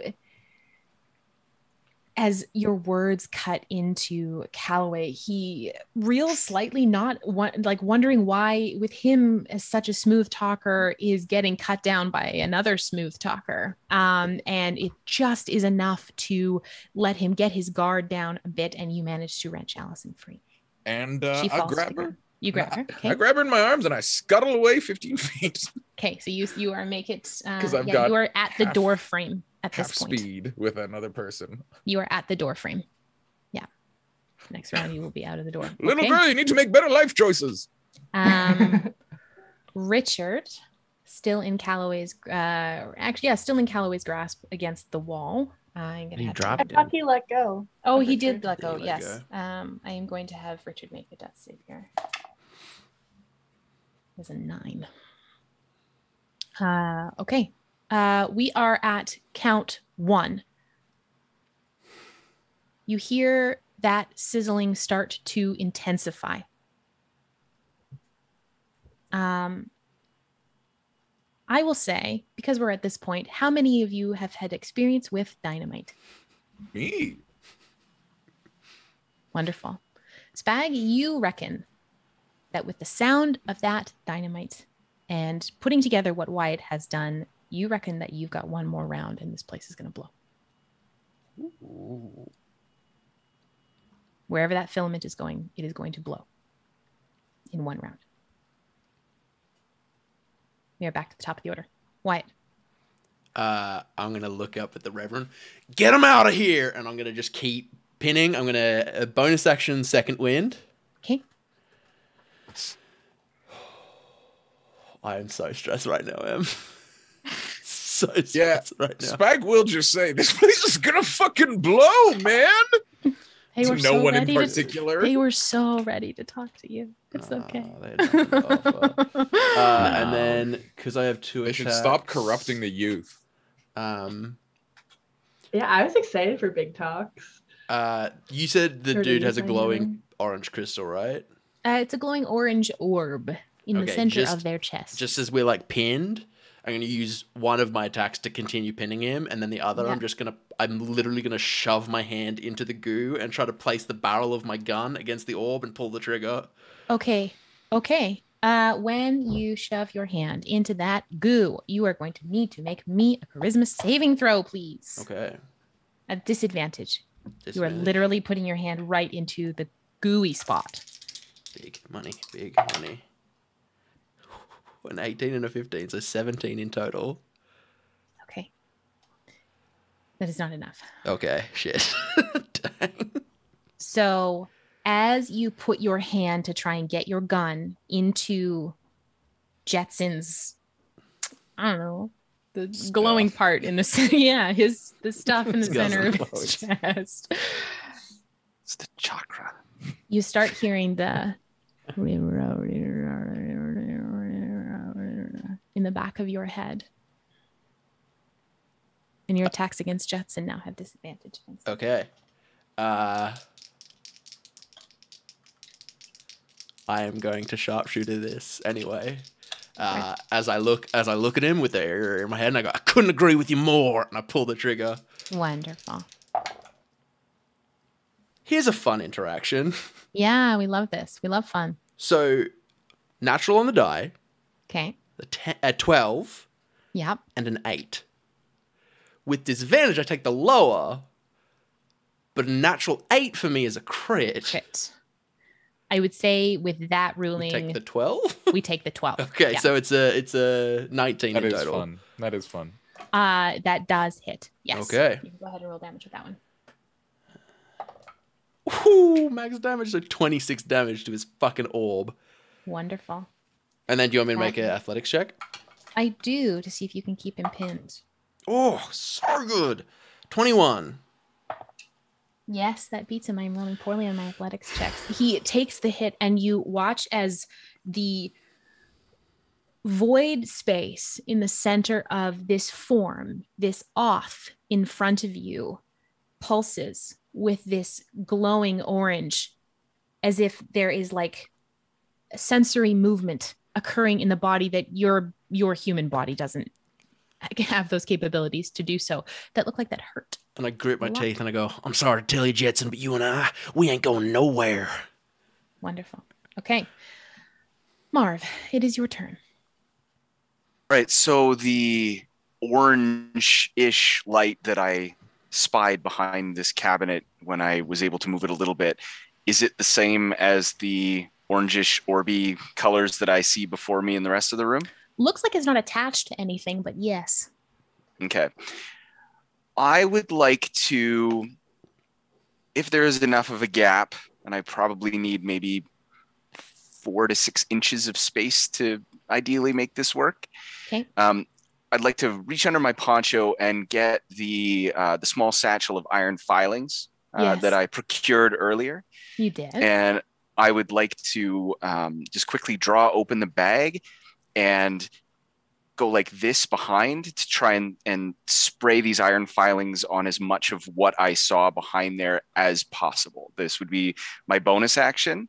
Okay. And this is the description for Hunter's Mark. Cool. Oh, I love that. That's very cool. Very nice. I will have you roll me an acrobatics check, but you can do so at advantage to try and noodle your arm back there to do that. That's a 12. The check wasn't very high. Yeah, you can absolutely get that back there. All right. So with that, and like as I kind of finish it, let the bag go and everything, and I'm going to turn and I'm going to go put myself, I think, next to Hass because she's in the doorway, correct? Yeah, Spagg is now in the doorway. Hass is interposed between Calloway And essentially it goes Spagg holding Allison in the doorway, Haas, Calloway. Okay. Yeah, so I'm going to go kind of behind Calloway then, putting the Calloway entity between myself and Haas.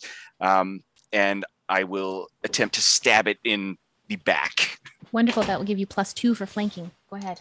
Wonderful. So I'll make both my attacks for that. So 12 and 9, 4. So 21 and a 13. The 21 hits, the 13 does not. Oh, no, it'll be 15 with the +2. The 15 does hit. Go ahead. Yes. Tam, you are on deck. And it is hurt, so I will get a D8 on one of those. Wonderful. So that is going to be 12 and a 9, so 21 total points of damage as well there. Okay. And then I would like to use the remainder of my movement to move around it and get closer to the door, covering Spagg's exit. Okay, you do so. That sounds great. Just putting another body in the way. Tam, it is your turn. Okay. How large is this room? I would say back to front. I would say it's a big, they're kind of like big, they're super big, they're like longer houses. So this front room is quite large, and there's like a 1 bedroom at the back where everyone sleeps. So I would say this room is at least 30 feet long, probably 10 to 12 feet wide. All right. And Richard is at the back of the room? He is, yes. He is against the wall that is now, the fire is spreading because that's where Wyatt blew the canister. Yes. Right. Okay. I would like to go. And how close am I to Richard right now? I would say you're probably within 10 feet of him. 10 feet. All right. Perfect. Oh, boy. I am going to. Oh, yep. I'm going to pull up my Bible as I kind of open the pages, and I would just furiously begin to pray for the Lord to hear our dire need, and to look out for the Bainbridges and to guide them to return to us so that we may save them, as I would like to cast Prayer of Healing. Okay. 2nd level. To try to heal both of them. Okay. Should be able to hit both of them. And what's the radius on that? On Prayer of Healing? It's 30 feet. Yes, that it's will within hit both 30 of them. feet of me. That'll hit both of them. I can actually get up to 6 creatures. So anyone else who so I guess Richard, Allison, myself,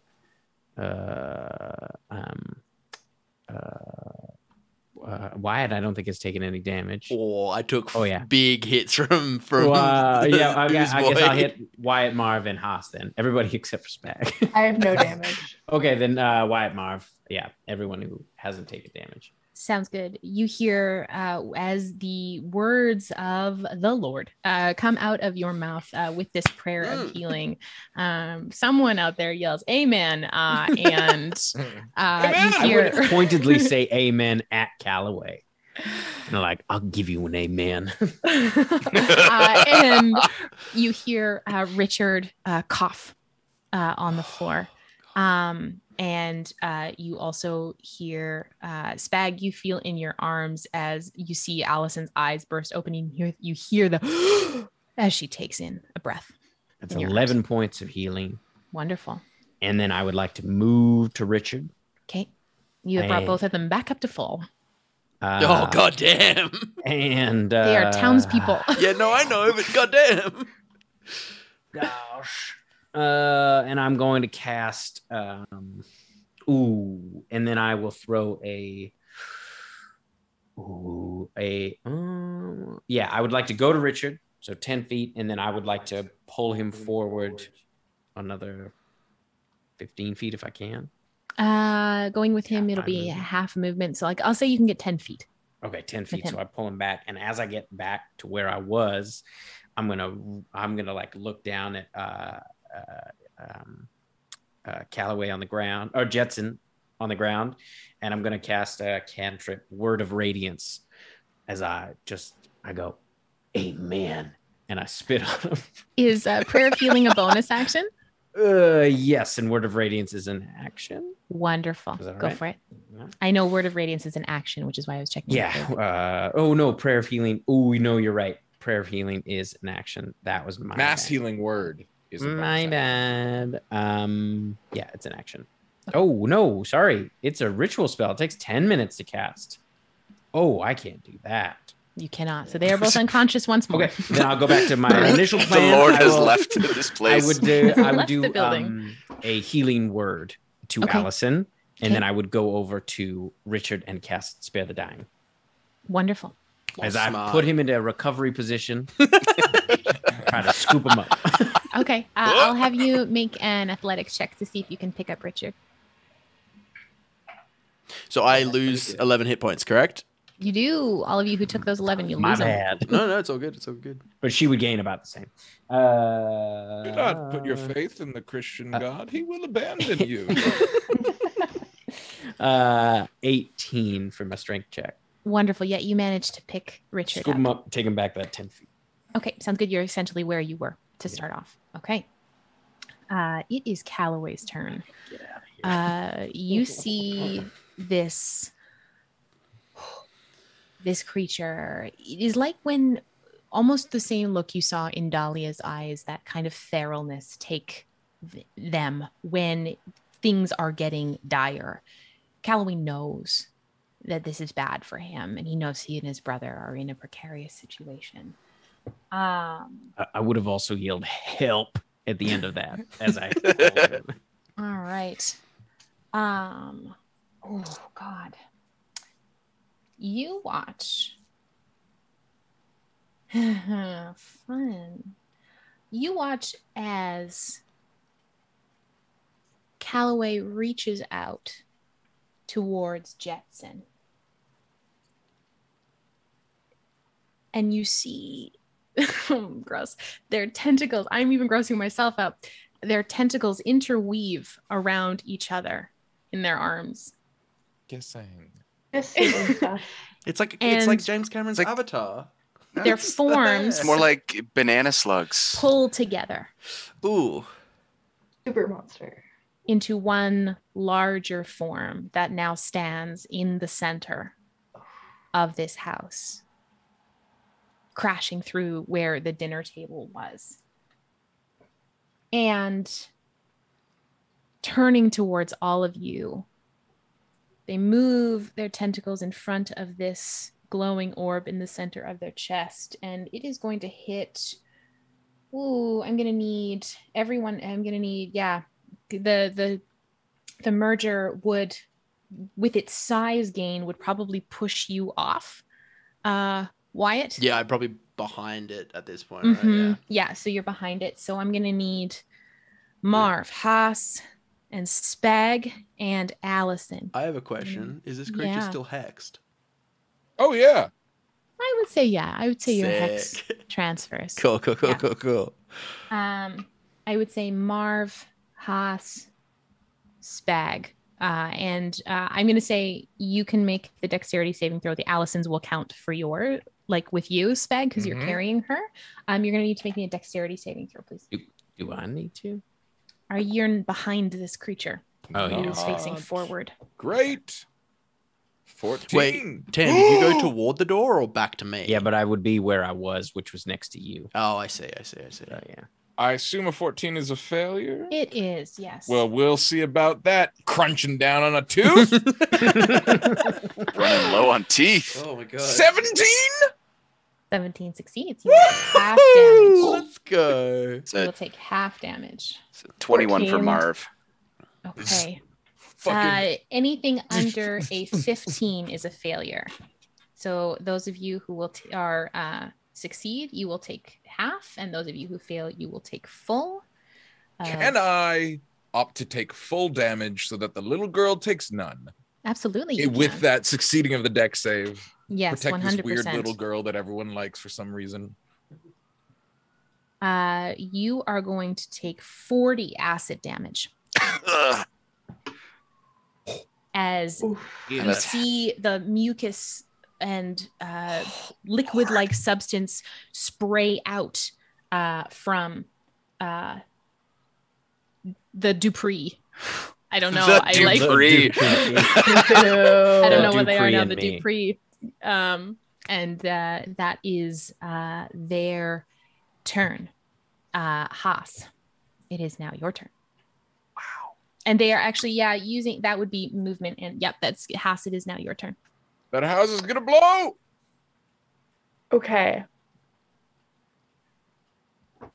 I will try to hit the orb in the Dupree closest to me. No, the one Dupree. The one Dupree. Singular Dupree. Oh, it's a singular orb now. They're not Yes. still like they're not You, like me, twin- and I'm Dupree. I'm Also, gonna try thank to- you, ADH Ad and D Adventures. Thank you so much for rating in, folks. Welcome here. Welcome in. Go ahead, Haas. I am going to go for the orb with my Yeah. beautiful, beautiful hammer. Go for it. Smash it. Do it. That's a natural one on the first. Ooh. Fortunately, Whoops. the Dupree manages to move slightly out of the way, and you miss the zom in the center of its chest, which is what that's called. It's called a zom. Yeah. And I am going to try again. Go for it. That is a 28. That hits. Go ahead and roll damage. I will make the wisdom saving throw. And that is a success with a 21. For reference, I made my concentration check. Wonderful. Reference. I did not. That is a 16 16 damage. on the orb. Yes. Okay, wonderful. Let me merge their hit points here. Hold on 1 second. My God, math. Sorry. 1 moment here. A DM's best friend is their calculator. What do we got here? Okay, 16 you said? Yes. And the light, no, not the lightning. The dynamite's going to go at the end of this round. Yes, you have a sense that there is Spagg and Richard are the last people to act. And the dynamite is going to go at the end of this round. Okay. And Richard is still unconscious. Richard is stable. He is in Tam's arms currently. We're behind the creature, Yes. the Dupree. Is there The a window? Dupree. Is there like a window? Can I, is there like- any? There's like a kitchen window. There's a front window, and the open door. But the kitchen, the door to the bedroom is closed. And I can't, with my movement, like try to pull Richard He's in Tam's arms. in Tam closer or like to this side of the creature. You would have to, so you're standing in front of Calloway. You would have to use your movement, provoking an attack of opportunity outside of Calloway's grasp to go move Tam and Richard closer. You wouldn't be able to get very far because pulling them would be barely half movement. Yeah. Because So I couldn't get them to the other side. No, of certainly not. the Dupree. Spagg and Allison are at the door. Okay. And trying to move the cabinet would be a whole other action. Like I couldn't. Yes, that would be a whole other action. I can't like try to. Okay. I guess I'm just gonna try to get closer to the door and hide behind. Not hide, but like kind of like keep the Dupree brother body as a barrier. Okay, so you are leaving Calloway's range, so you're going to take an attack of opportunity from Calloway. Or sorry, the Dupree. The Dupree. You're gonna take- Wait, you're Dupree. staying. If I understand correctly, Becca, you are staying like in melee with this creature. You're just You just want to move around doze it? do. I just want to move to a side that I don't think will get like the blast. Oh, well, I mean, you're I'm in a room surrounded by dynamite, but if it's through the one doorway with the sizzles, we're I all wanna, in like- the doorway now. isn't there like a kitchen and that's where the So sizzles if there's- are? And if then there's the one doorway room- on the other So side. the Yeah. door where where the filament was, is in that door frame. To the bedroom. To the bedroom. I think Wyatt is the only person who knows where the dynamite is at this point. Wyatt knows where the dynamite is. Oh boy. I am in the lion's jaws. I guess I'm gonna do nothing. I'll stand my You have ground. 40 feet of movement. Like you can get like you're fast. I know, but I don't want to abandon my friends. Get him out the window, maybe. And you If could you pick up wanted, Spagg and Allison and move you could them try and dive further. out the window with your movement if you would like. You can try and go up to the door, and you probably, without leaving melee range, you could probably try and push Spagg and Allison out the door if you wanted. Okay. Yeah, I'll do that. Sorry, I'm having a bad visual of how big No, this room sorry, is. it's hard when there's no maps. So I will say, I will push Allison and Spagg unceremoniously out the door. I'll have you make me an athletics check, and you should get advantage on these while you're raging. I can do an athletics check to see how far you push them. Dirty 20. Okay. You manage to get Spagg, and Spagg, it makes sense. It is your turn next. It's actually Allison's turn next. But she is in your arms at this point. Go, little girl, run. So you both tumble down the stairs. And Allison manages to catch, I'm going to see.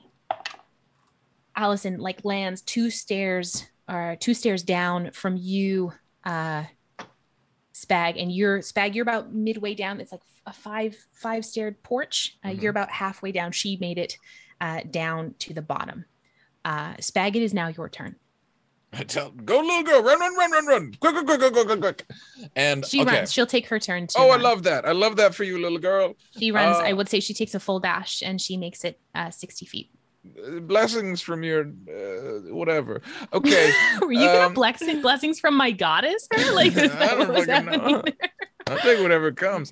All right, so let's get real specific. We got fucking Marv in the doorway. Yes, Marv is in the doorway. It's just on technically the now floor. Hass is in the doorway. Hass is in the doorway. Marv is also in the Marv is also in the doorway. Yes. Why it's just on I'm the floor? next to the Dupree. Yes, I'm on the floor behind the Dupree. And Tam Clampton's on the other side. And on that side of the room, there is a window, but no back door. There's just a door to the bedroom. There is. So if this is the box, that is the house. If this is the box, that's better. Yeah. Door here. That's outside to the stairs. That's where we are. The back door or the back wall where the bedroom door is here. And y'all are some varying degrees. But there's no back door on that side. Dupree. No, because there's a bedroom behind. Yeah. The armoire is on the wall where that has Mr. Galloway in it, or Mr. Galwood in it, sorry. Only Tam and Richard and Wyatt are on the back side of the Dupree. That is correct. And Galwood. Is there a bathtub present? No. Well... Not on this side of the wall anyway. Okay, all right.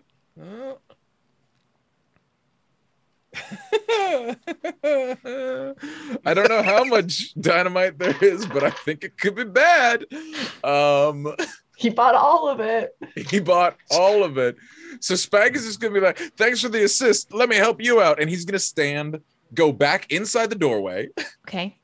And he's just gonna let it happen, and he's gonna point his fucking eldritch rifle at Hass at point blank range and shoot her straight in the chest, blowing her 10 feet back. Technically 20 because each time you hit, it does 10 Well, he's feet. also gonna hit Marv. He's gonna spread the die. Oh no!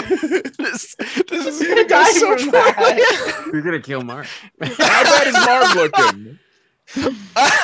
I was in bad shape to begin with, and then I was covered in acid. My poncho is in tatters. My leather pants, you can see. Okay, if Marv is looking bad, lesions and excuse me. All right, in that case, I still have a bonus action, which I was going to say for something else. So, what do we say? 15 feet. Get me back in.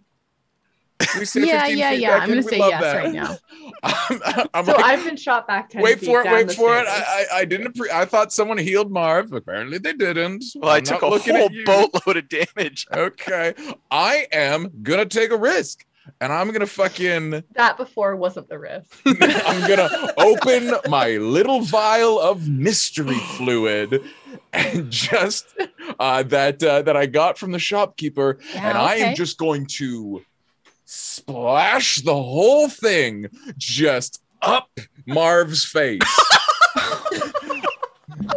Just, I want it to get in his eyes. I want it to get in his wow. mouth. I want it to get in his cuts. I want his Oh, his super bloodstream as fast as possible. Oh, you've just dosed him with a full bottle of LSD. We'll see. Yeah, you're gonna have to make me a 420. Constitution saving throw, Marv. Okay. That's an 18. This is medicine, I think. Yeah, you succeed. The Constitution saving throw. Wow. Let me find what that was. Let me find the exact stats for that thing. I do remember the item saying recommended dosage is one drop. Yeah. I'm as this is happening, as my eyes will shoot to the Reverend with like wide and terror, like, you better forgive me now. So going forward for the next, I mean, with how much, oh my gosh, probably like a day, if you live that long. The next day, you have disadvantage on both perception and insight checks, as you have a hard time discerning what is real and what is not anymore. However, every spell you cast deals whatever your spell casting modifier is an extra amount of damage. Which is useless for me. Well, okay. So my passive perception has gone from 20 to What 5. passive perception? Yeah, to 5. All right. I assume that helped. Now I'll roll damage. On both of them? On both of them. I need to move my friends out of the explosion. Look, I've been I've seen what dynamite do, and I have been shot. And I'll tell you, you prefer to be shot than dynamite did. All right? Oh my god. I don't know how medicine works. I've got a -3. I've got a hope and a prayer and mystery fluid. The other option was rat poison. You take 12 points of force damage and are knocked blown back out the door. 10 feet. Yeah. You're blown out the door. And you take 13. Marv? Okay, Marv, you hit him with this, and he ragdolls immediately. I had 2 hit points. He ragdolls and gets blown back 10 feet and is unconscious in the dust. You'll thank me later. And I dive next to them with my full 15 movement, landing prone because it's cool. Okay. I've saved my friends, team. I've saved as many as I could. All right. Richard is in your arms, Tam, and still unconscious, passing over his need for making death saves. Sorry, as we have reached initiative count 1. In this last moment here before the dynamite goes off, is there anything you would like to do? Yeah, could I willingly fail just anything just to like throw my body around the ankle of the Dupree just to ensure that it can't escape this explosion? Sure. Yeah. Okay. Wyatt's whole thing was trying to keep them right there and hope for the best. And can Tam try to shield as much damage of like, so Richard? You'd be willingly failing the save then. Yeah, that's fine. Okay. In seeing this, can I advise Tam the direction? Because Tim did this motion, which isn't going to help. You don't want to do that. Yeah, that's not the direction. You can advise him. Yeah, you can let him know. I'm going to jump onto the debris and be like, it's underneath! Oh, okay. Then, yeah, I would hold him up as high as I can. Kind of. Is there like a table or anything? Is the table still there? They smashed through the Dupree smashed through the kitchen table. I'll see you in hell, Duprees. Yeah, I'd still try to like if it's like underneath us, then I sort of fall backwards with him on top of me. Okay. So Spagg, Marv is unconscious, and Haas, as you are outside, you hear the sizzling just, and there is a pause for a moment. A moment hangs in the air, and then it's just huge explosion, and I'm going to roll damage for the time. So for everyone's sake, the fun things that I said was back when you were playing hide and seek, I was trying to get the girl to hide. I said we would count to 12 seconds because we had 12 seconds before it blew up. There was a few things that I tried to put in, but I didn't. I was like, there's no way I can just be like, there's dynamite underneath us and we've got 12 seconds to boogie. Holy shit. So I will say the Dupree is going to make their dexterity saving throw with disadvantage. And both of you also. I willingly failed in order to impose that disadvantage. Yeah. Okay. I guess I willingly failed to try to. So I'll just take the damage to try to shield Richard. Everyone in that room takes 54 points of fire damage. It's fine. As 10 sticks of dynamite go off. We hear any screaming from the armoire? He's protected. It's a I will thick say- oak armoire.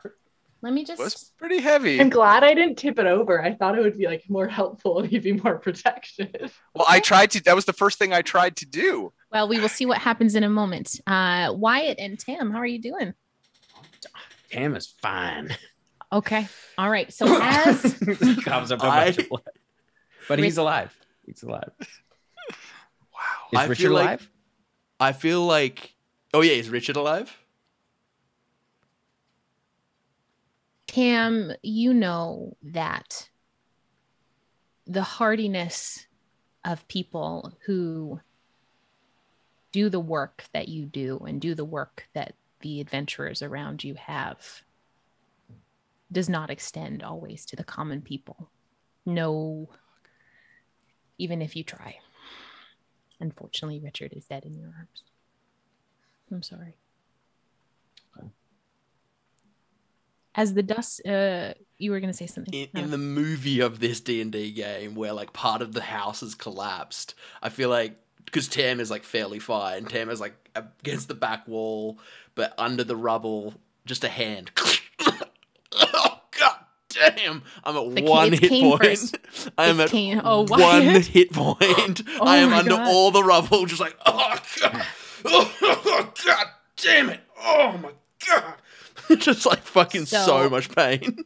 Wyatt pushes himself, one hand out, pulling himself up. Tam, you manage to pull yourself back up. The armoire looks partially, busted, but it's still holding most of its shape. The kitchen of the back like third of this house is absolutely blown asunder. The fire is starting to spread to the nearby houses, and you see people already leaving their houses to come douse everything around so that it has not burnt out. The rest of you on the porch, Marv lies unconscious. Did Marv, we take any damage outside? No, you got out of the house. Okay. I'm going to have you make a death saving throw, Marv, as you lie there on the porch. That's a 14, so I have a success on that one. Successful.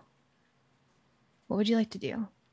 The house is burning. Is there a hole that I can get out of the house? I would say, yeah, there is space where you could go. Do you take Richard with you? Yeah. Oh, yeah. Okay. So Tam, you carry Would I be Richard. able to grab Wyatt's hand as well? Try to drag them both? Absolutely. Where's Dupree? Where's the Dupree? We gotta make sure he's dead. Yeah, as the Dupree. So the three of you outside and the two of you inside look to the center place where the Dupree was. And you can't miss it. there is a large rock about 3 feet in diameter. It looks to be 2 halves fused together with the immense nature of the blast. You can hear the hum from here, identical to the pieces of lunarium you found previously. It thrums with life, even if it is in a quiet, dormant state.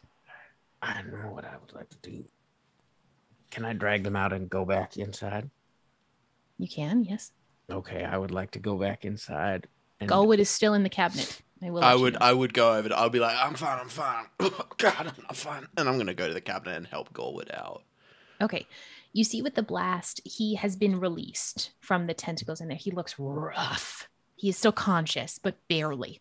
As he is, there is like acid burns all over his skin. His clothing is torn. He is barely coherent and conscious. We're gonna get you out of here, sir. We're gonna get you out. Come on. And you take him outside. Once they're clear of the house, as it's like burning down around us, I would like to pull my cane back up and with like literally climb on top of this rock. Okay. And as I call down, Lord, shatter this rock. And I'd like to cast Shatter.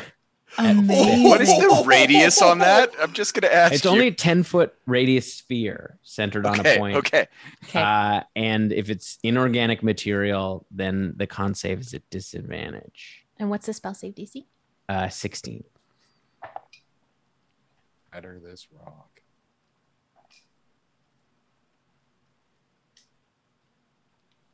As you stand atop this rock, which was placed precariously on the rubble below it, your cane hits the fissure point in such a way that you feel it as you drive it into it give way beneath you as thousands and thousands and thousands of pieces of lunarium fall to the ground beneath you.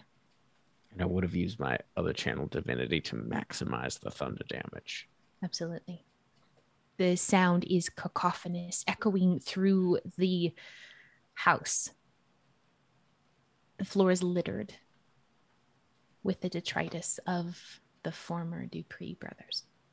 And I would just stumble outside and fall down, lay down next to Richard. Wait, no, can't go to sleep. You got to save Marv. Oh, yeah. I would come around and I would go over to... In this time, Marv, I'm going to have you make one more death save for me. Success with a 15. Ooh. I would also drag Richard around with me to the front of the house where Allison is. And I would, I'd go over to Marv and I'd pour a little bit of opium down his throat. Opium, smelling salts, and cocaine. That is the beautiful combination. As Marv, you pop back up. First level cure wounds. Could I, with the people like rushing water, can I be like, let that house burn, just make sure it doesn't spread? Because I just want the fire to like continue in the middle of that house. Yes, sir. You see these young boys, the miners, the young miners who have come around, who have been dolefully running back towards the well and bailing water. They have a line chain going. They save the houses next to it, but they let the Bainbridge house burn. Oh, somebody should get Gall. Oh, yeah, you got Gallwood. Yeah, I got Is Gallwood conscious? Barely. Okay. Then I would... Has it been a minute since Richard died?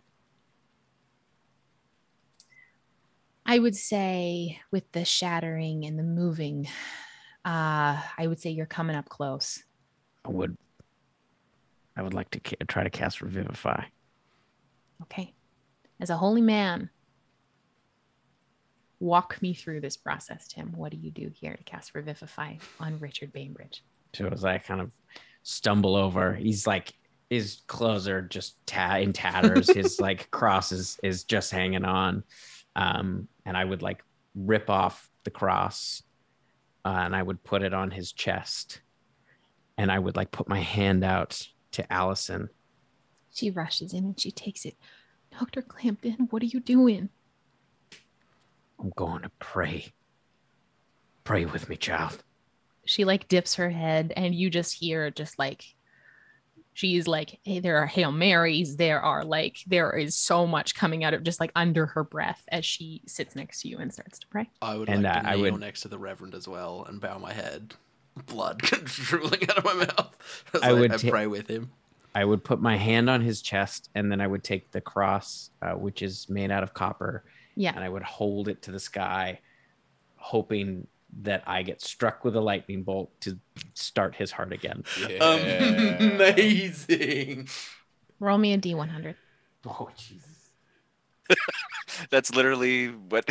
Oh, Jesus is a good statement there. Oh, Jesus. I mean, it was just Easter, and miracles. He is risen. He is risen. Okay, so I got. Sorry, I don't roll D100s very often, so I got the 00 and a 9. Is that 90 or is that 900?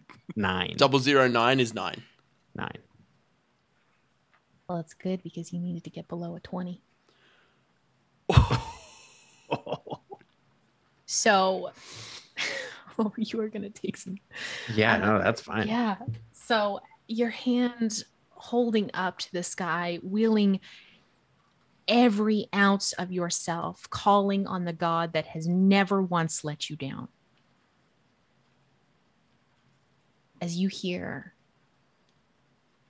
maybe it's just for you, maybe it's for everyone else too. You hear a roll of thunder in the distance, and you smell it before it happens as it hits your hand. You feel the electricity passed through you as a conduit. Hell yeah. To start Richard's heart. You're going to take some damage. Absolutely.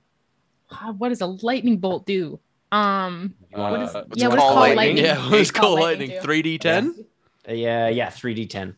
Or lightning bolt is 8d6. I'll do it as a call lightning. Right. That's also a 3rd level spell, so that's how he revivifies. He calls lightning. Oh boy. That is going to be this man. 22 points of lightning damage. That is some big rolls. So I go unconscious. As Allison manages just to catch you as the lightning passes through you into her father, and he coughs once more, brought back from the brink twice today. As she manages to cradle you in your arms as you, Tam, fall unconscious on her lap. With shaking hands, I reach into my coat and I pull out the healing potion that we got, the tonic, and it's the 2d4 plus 2, and I uncork it. And all right, hold still, Reverend, and I pour. Massage the throat. Yeah, sure it goes down. And I literally rolled 2 1s, so you get 4 hit points back. That's all you need, baby. So sounds about right. I spill a bunch of it because my hands are shaking so bad. I'm like, fuck, on my language, girl. I'm sorry. It's fine, Mr. Cassidy. Oh. He's back. As Tam, you come back. Oh, God. I'm so tired. Yeah, tell me about it, Reverend. I think I can As sleep you all all week. lay, essentially. Haas is the only one standing. Everybody else is, lying on the dirt. Spagg and Hass, what are you doing right now? I'm freaking out. I'm gonna run back to I'm forgetting her name, our seance ladies. Geraldine's home. She's as fine as she could be. She's on her porch. She's on her porch. She's watching all of this. Well, she can't see, so she's perceiving all of this as she can. I'm gonna ask for her help, and if she'd be willing to spare more medicine for everyone. Hass, of course, yes. Let me, one moment. So she runs inside. You see her come out, and she has her apron that is filled with salves and bottles of things. And taking your hand, you get the sense that Geraldine Capshaw has not walked off her porch in a very long time. She stops at the edge of your porch, extending a hand to you. I take her hand and guide her, and she steels herself as she walks down, and as you lead her over to the group of women who are now beginning to come tend to the wounded, you see grannies and aunties and young women who look gifted with some sort of healing that maybe doesn't happen in a doctor's office, the healing that would be done with plants and herbs. You see them all fall in under her tutelage as they swarm all of you, tending to your wounds, Allison and Richard, Mr. Galwood alike. Now, I know this is our last episode, and it is 11:30. So my question is, to you, my wonderful players, because we all have lives and good stuff, would like to play this out now, or there are some things that need to be settled here in Clementine? What needs to be settled? We blew up the bad guys. Boss owes us money. Would you like to play a little bit longer, or would we like to pick this up again? What would we like to do here? I don't want to force a narrative end to a story. I'd rather pick it up another time. I'm down to pick it up another time. Likewise. But just point of order, you did ask what Spagg was up to before all the lovely medics come here. Marv is out, right? No, I'm lying on my back. Oh, you got health? Oh, here, let me take a look at you. Let me make sure you're okay. I'm gonna look at his face. Balls. Yeah. Wait. It's okay. Right let me take care of you. I'm gonna just get a big lick up his face to see if I can get the equivalent of one drop. Because it was dire straits, but I did want to know what that mystery liquid was about. I do not resist the lick. This is you good. Don't resist the lick. Okay, you can. I don't think I have the energy to do so. No, and I will lick Marv until I feel the effects. You can roll me a Constitution saving throw, please. Can he willingly fail it? He doesn't know what he's trying to fail, so no. I don't know what the fuck is Doesn't happening. know if he gets a high Natty dose. 1! Finds a little reservoir. Oh my god. Ooh. Oh, Spagg. In a particularly shots deep of cut. this liquid. Yeah. Oh my dear. I dear, squeeze it together and Spagg. lick up the bloody ooze. Yeah. Okay. Well. Spagg dies. My dear sweet Spagg. I So- commune with Hadana's flesh quake. As you sit next to Marv, trying to place a taste to what, other than the blood that you have licked off of your traveling companion,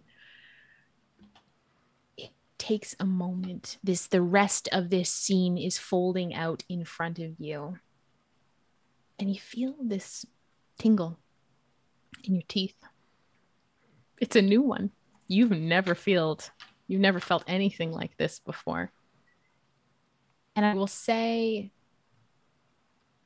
because we've only had you experience pure, brand new LSD just for a moment, rolling a natural one in your Constitution saving throw. We will see where that trip leads you probably next time. But welcome to your first LSD trip, Spagg. I know in my heart of hearts, my name isn't Spagg. My name is Divinity. This is a whole one shot. I love someone one-shot. in chat said that, realistically speaking, because Spagg just splashed in his face, probably more ended up in Spagg than in Marv. They were 'Cause big it's licks. Big licks. Those are So Spagg has I a gifted will. tongue too. Sorry, too much. too much. On that beautiful note, Good God. we will. Let's just say I've got proficiency in one skill.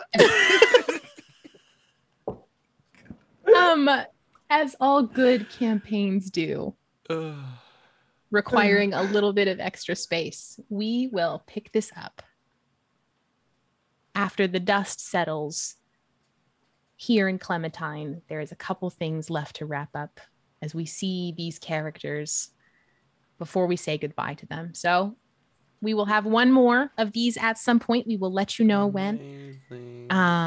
But thank you everyone for being with us here tonight. And of course, the Weird West would demand one more just one more.